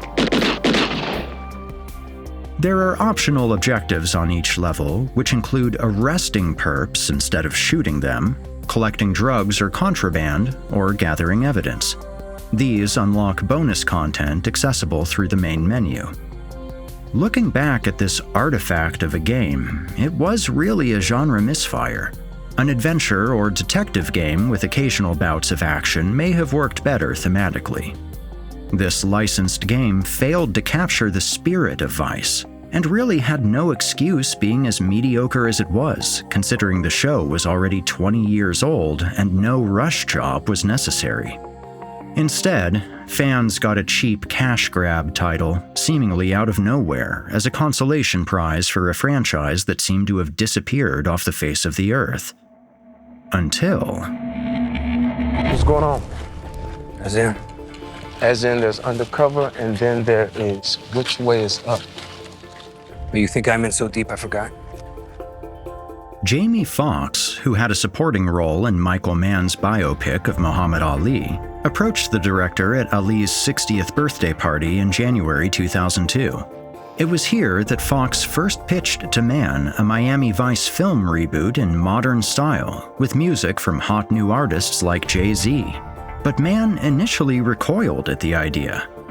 It wasn't until Fox started getting buzz for his portrayal of music legend Ray Charles in 2004 that Mann reconsidered, and eventually landed on Irish heartthrob Colin Farrell as Crockett and Jamie Foxx as Tubbs. Series creator Anthony Yerkovich was called in as executive producer, and Mann took on writing and direction. Jan Hammer expressed surprise and disappointment when he learned that Mann wanted to distance the movie from the now 22-year-old show and didn't ask him to return as composer.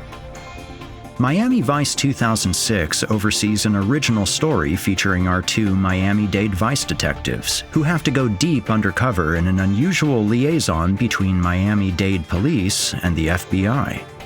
A leak in the Bureau already cost the lives of undercover agents, and they need new, unknown faces from Miami to make contact with a dangerous cartel.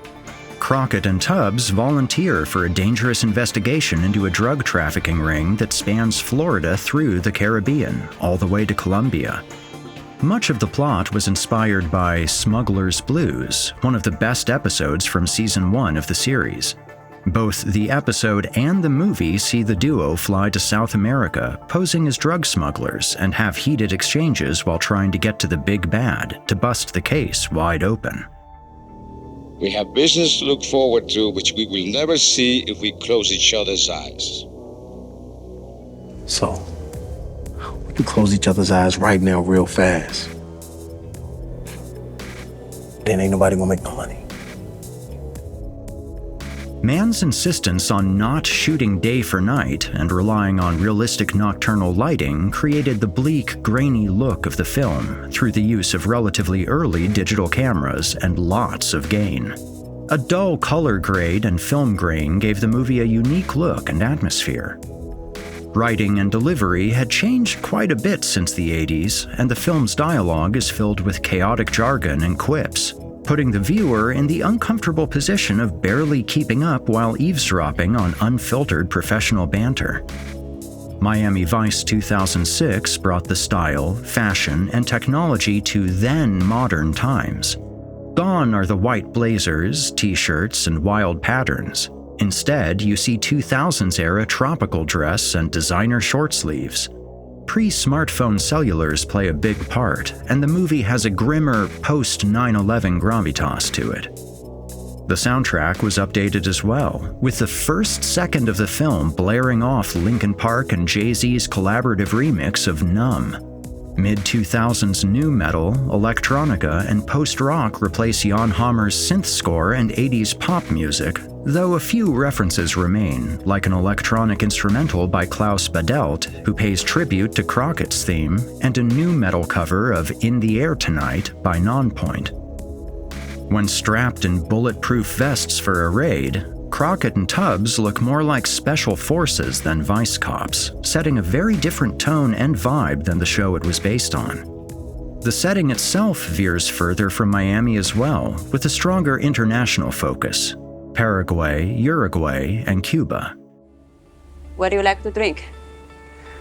A fiend for mojitos.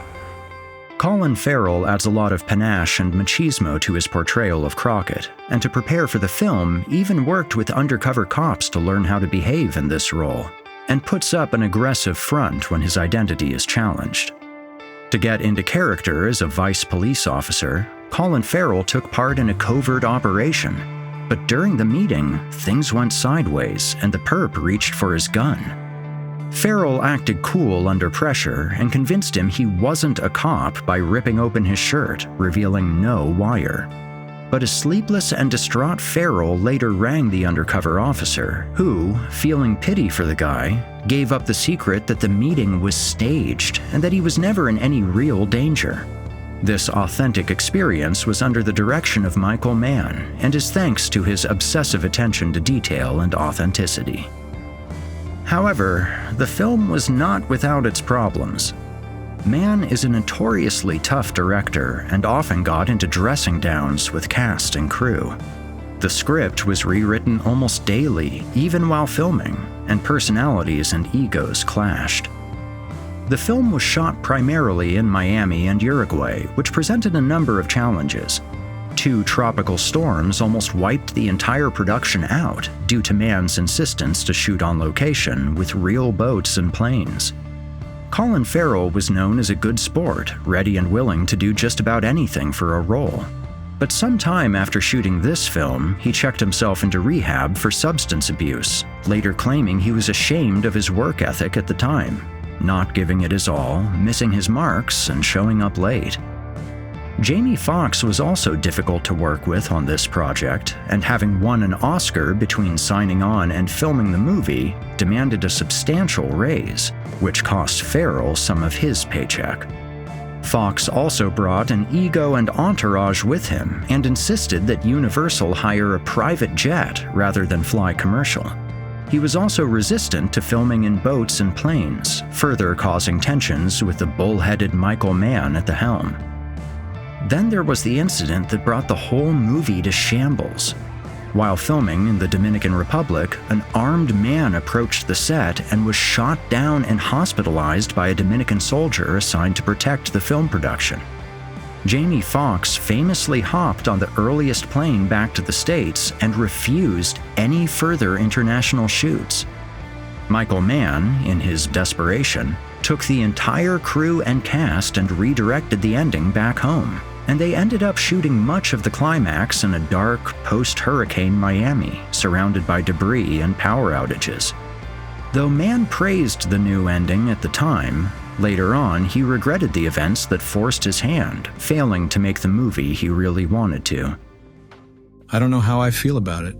I know the ambition behind it, but it didn't fulfill that ambition for me because we couldn't shoot the real ending. The director's cut added in a go-fast boat race before the theatrical cut's opening at the nightclub, and added a lot of context between scenes to make things more sensible. But it was essentially just an expanded version of the same film, warts and all. Followers of Mann's previous work will note recurring themes throughout. that every second of happiness we enjoy in life is luck, and good fortune never lasts forever. Time is luck, Will. You know the value of every single day. I don't even know what I'm doing anymore. I know life is short. Whatever time you get is luck. And all I know is there's no point in me going anywhere anymore without you.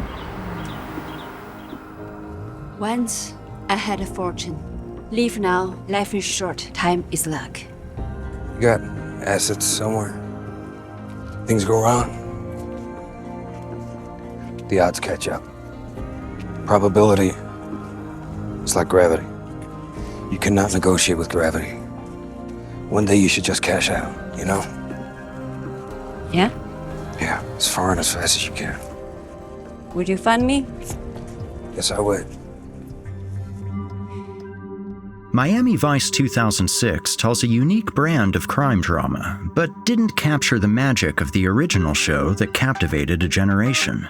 It felt colder and less satisfying. The TV series showed how close Crockett and Tubbs had become as partners after getting to know one another. The movie barely develops their friendship, and in fact strains it to a point where we see how far apart they are. What probably doesn't help is that the cast is almost unrecognizable. A dark-haired Colin Farrell sports a handlebar mustache as Crockett, instead of the iconic sun-kissed locks and stubble of Don Johnson. Jamie Foxx plays a much more curt and angry version of Tubbs, compared to the smooth-talking Philip Michael Thomas.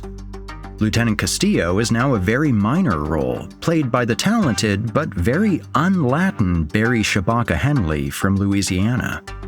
Trudy and Gina's counterparts are solid enough, but the upbeat, curly Mop Swidek is now a bald background character, and Zito also plays a very minor role here too.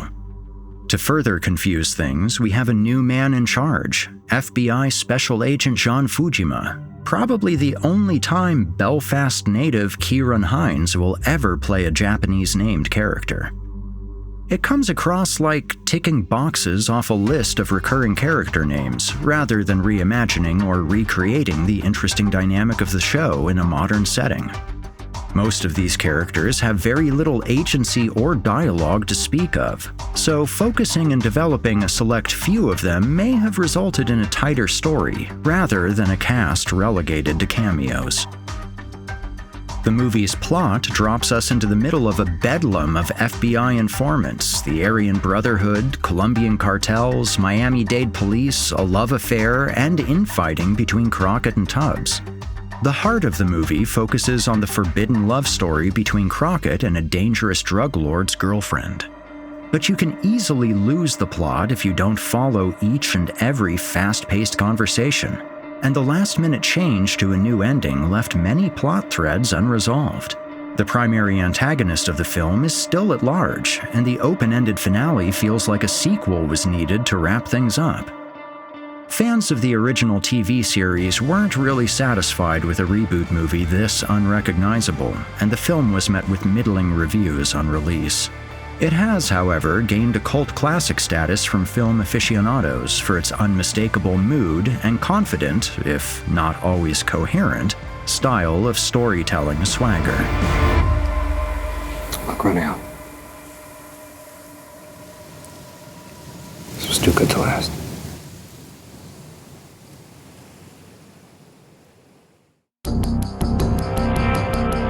That same year, sports and action game veterans Rebellion adapted Miami Vice's less beloved movie reboot and launched on the technologically strained PlayStation Portable. Good movie tie-in games are about as rare as they come, but this title went under the radar for most due to lukewarm box office results and cooling interest in the franchise. A solid game that came out at the wrong place and time. It certainly evoked a sense of style, with dynamic camera use, loud and frenetic shootouts, architecturally interesting locales, and blaring electronic music to accentuate the ride.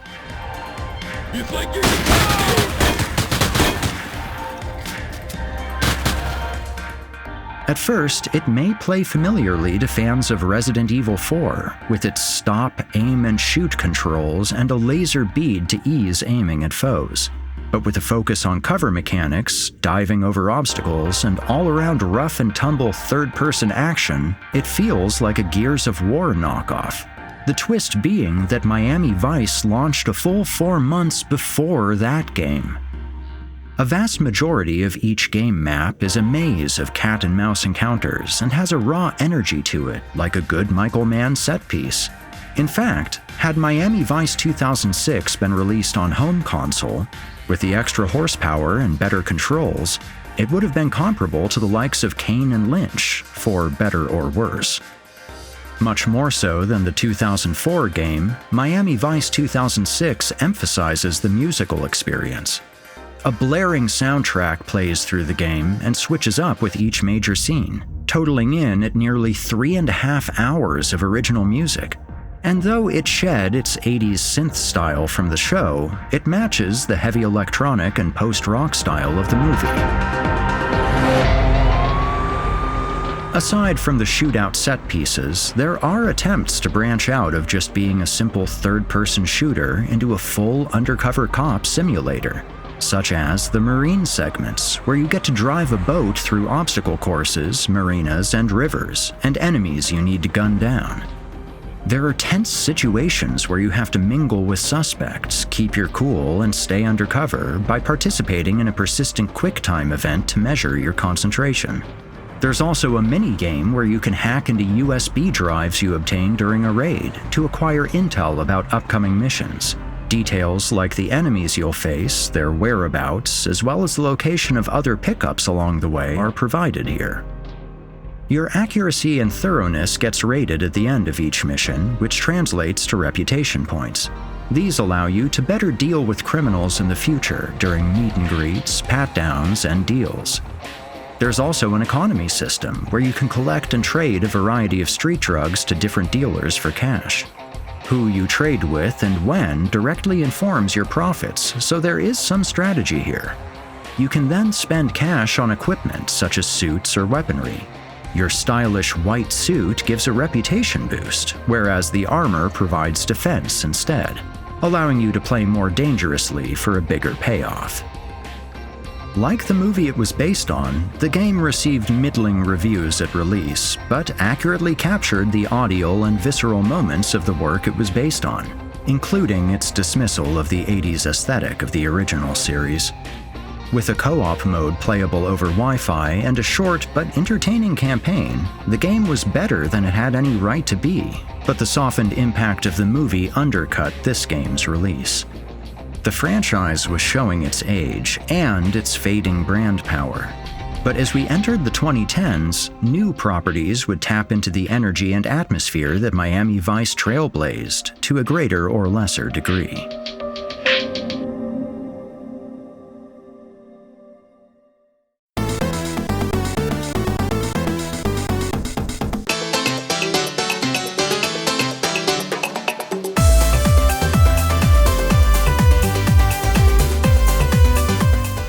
It was just a time of more and bigger. This period where the world was going through this growth spurt of style and fashion and enormous wealth before technology took over in the 90s. The last days of technological innocence, if you will. After nostalgic media like GTA Vice City sparked an 80s renaissance, the so-called synthwave genre saw a rise in popularity. French house producers and a new generation of artists drew inspiration from legendary composers such as Jan Hammer, Vangelis, John Carpenter, and Tangerine Dream. Synthwave really hit the mainstream after the ever-popular soundtracks of Tron Legacy, Drive, and Stranger Things proved that retro synthesizers and arpeggiators were cool again. The genre is alternately known as Outrun, inspired by the 1980s racing game of the same name. Game designer Yu Suzuki was inspired by 80s Americana, including the Testarossa, which became Crockett and Tubbs' new ride in Miami Vice Season 3. The game's tropical locales and synth-pop instrumentals suggest a connection between the Japanese game and the Floridian show. And so, this new genre of art, both visual and audio, emerged. Some call it outrun after the racing game. Others call it synthwave or retrowave. Essentially, it was a revival of 1980s graphic visuals and logos you'd see on TV or at the start of VHS tapes, with grid lines, sunsets, and colorful vectors, accompanied by synthesizer-heavy music. Palm trees, the tropics, and fast cars were also a strong component to the aesthetic. Miami Vice even shares its title font with some of these idents. Another stranger inspiration was the surreal and abstract geometry of 80s graphic design, interior decor, and shopping malls of all things. This led into the vaporwave and mallsoft genres of music and visualizations. The proliferation of the internet allowed for tribute artwork, photo manipulations, and independent music and games that fit this style to resonate with younger audiences. Much of these were inspired by the 80s Renaissance, spearheaded in part by Vice City. You'd often hear Jan Hammer's original soundtrack crop up in these playlists, and the songs fit perfectly. From the theme song, Crockett's theme, or Payback, which all have a strong following decades on. Many have cited Miami Vice as one of the progenitors of neon noir, a loose genre that embraces the darkness and moral ambiguity of noir classics like Double Indemnity and The Third Man, but brings it to the colorful neon nights of modern nightlife. Like its 1940s inspirations, happy endings aren't common. The villain often escapes, and few, cop, civilian, or crook, have completely clean hands when the bullets start flying.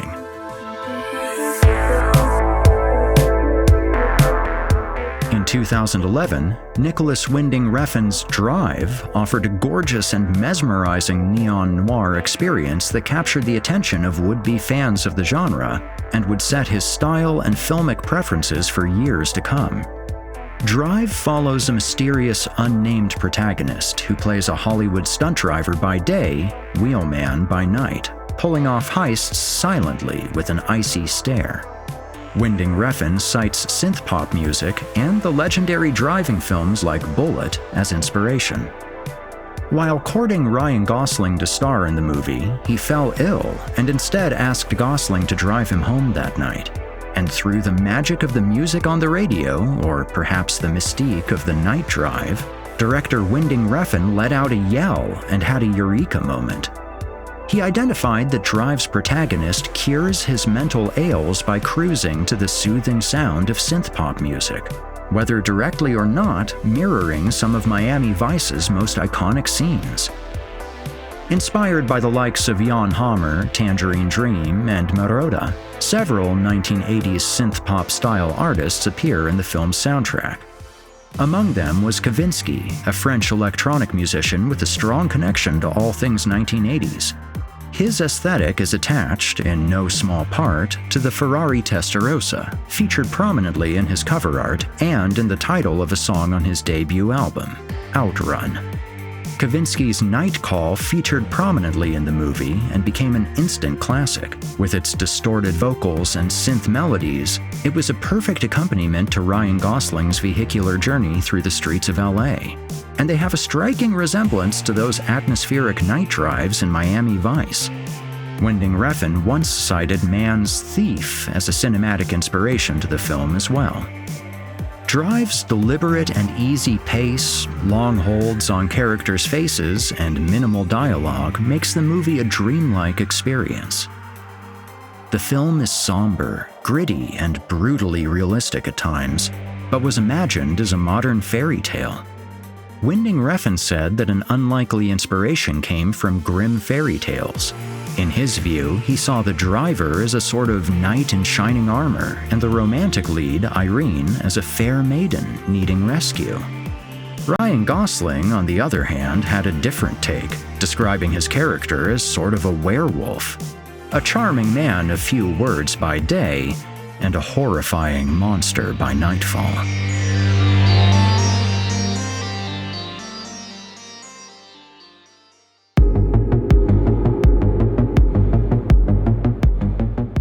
Following in Drive's stylish treadmarks was Hotline Miami, a 2012 top-down shooter game which took on the energetic frenzy of 80s action films. Its hypnotic and addictive synth soundtrack and intense violence turned heads in an otherwise story and puzzle-focused indie game revolution at the time. At its core, the game is essentially a basic shooter and melee action game with a one-hit death system and instant level replay. You can kill with your fists or use any handheld weapon or firearm lying on the ground. In true Hollywood fashion, guns only have one usable magazine before they get tossed, so you're constantly on the prowl for more tools of death to finish the job. The split-second reaction time needed to spot and take out enemies before they unload on you could be considered poor game design by some, but it was embraced as brutally challenging but fair by its enjoyers.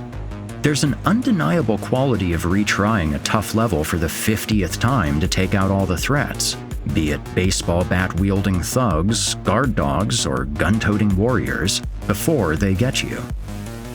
Hotline Miami became an instant sensation with its psychotropic storyline and presentation and speed-laced combat. Its head-scratching dialogue is abstract and would feel right at home in a David Lynch script.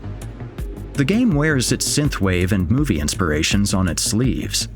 The protagonist wears a similar baseball jacket as Kavinsky, and the action plays out like the cocaine-fueled rampages of movies like Scarface. There are also many stylistic nods to Drive, such as your character putting on an unsettling mask right before the violence starts, like in the third act of the film. Hotline Miami boiled down the essence of these experiences. Slow, musical interludes to lull you into the atmosphere of a drug-laced fantasy, with sudden intermissions of horrific violence that end in a carpet of viscera.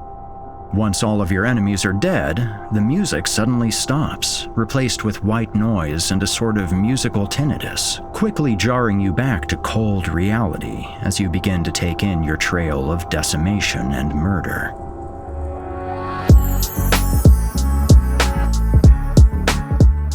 It was the iconic 1980s cop show, and it showed Miami as the capital of cool. It oozed glitz and glamour. Fast boats and flashy cars were everywhere. Miami Vice had it all. Too bad the city itself back then had a murder rate more than quadruple the national average. Tourism revenue was at rock bottom. Sleepy metropolis and haven for retirees were common descriptions. But when Miami Vice was canceled, a funny thing happened to the real Miami. It started to look more and more like the TV show. They say the sincerest form of flattery is imitation. If that's true, then Miami Vice has gotten a lot of compliments over the years. The WWE, or WWF at the time, did a parody skit with pro wrestlers Mr. Fuji and Don Morocco called Fuji Vice in 1985. Disney even tipped its hat to Vice in 2001. In this animated short featuring Goofy, called How to Be Groovy, Cool, and Fly, the goofster dresses up in fashionable styles of decades past. In the segment dedicated to the 80s, he emerges in Miami Vice fashion, suit, t-shirts, sports car, and all. When LeBron James left his home state Cleveland Cavaliers to join Miami Heat in 2010, his heavily criticized decision was countered with a flashy Nike ad, which included a Sonny Crockett cameo over 20 years after the show went off the air. In a 2012 episode of Top Gear, James May drove a stylish electric sports car, the Fisker Karma, through South Beach, Miami, while In the Air Tonight serenaded. In 2014, adult spy comedy series Archer dubbed its 5th season Archer Vice. The titular James Bond parody character donned Crockett's iconic white suit, Wayfarer sunglasses, and a colored t-shirt blazer combo, with several episodes centering around the South Florida drug trade. One episode was even called Smuggler's Blues to further cement the reference. Ashes to Ashes, the follow-up show to the hit UK series Life on Mars, embraced the fashion, style, and music of the 1980s, and, as a love letter to another police drama of the era, had callbacks to the famous In the Air Tonight drive on 2 separate occasions. Over the years, I've been doing a lot of international travel. I mean, to Russia, several places in Europe, South America, Canada, and people just respond to it like we're very much a part of their consciousness. And that's why it's such an honor to come back here and find out that it's going to be running for the next couple of years. The question now is whether the show was lightning in a bottle. Did it merely have the right pizzazz and pop music to trick audiences into tuning in every Friday night? Could this entire phenomenon be summed up with those 3 deadly words, style over substance? There's always a growing disdain for anything that becomes popular. You could argue that Miami Vice's initial rise was due in part to the fact that it was a lot better than its first season ratings claimed it to be. But after people started seeing the show everywhere, in our fashion, magazines, commercials, games, and in Billboard music charts, some just started to tune out. And what was the razor's edge of cool and fashionable became overexposed and old news. Perhaps it is more popular in retrospect, now that we don't have to be bombarded with the show's rise and fall from grace. Miami Vice, whether you love it, hate it, or are indifferent to it, is more than a Friday night show that aired on NBC. It was a collective dream that we've all shared or experienced in some way. It's a verb. It's a place. It's an activity. It's part of our history. Invisible, yet present everywhere. You see it in every designer's stubble, every Italian fashion choice, every pair of Wayfarers, every 80s sports car or unconventional color scheme. And even the mention of driving through the tropics or the city at night can't help but trigger some small image of 2 detectives riding the road into the sunset. A cultural touchstone that took the world by surprise and can never be forgotten, it will remain a trailblazer for the medium of episodic and serialized television, an enduring symbol of the 1980s and the generation that lived them. This has been Eric Peabody on behalf of Indigo Gaming. Thank you for watching.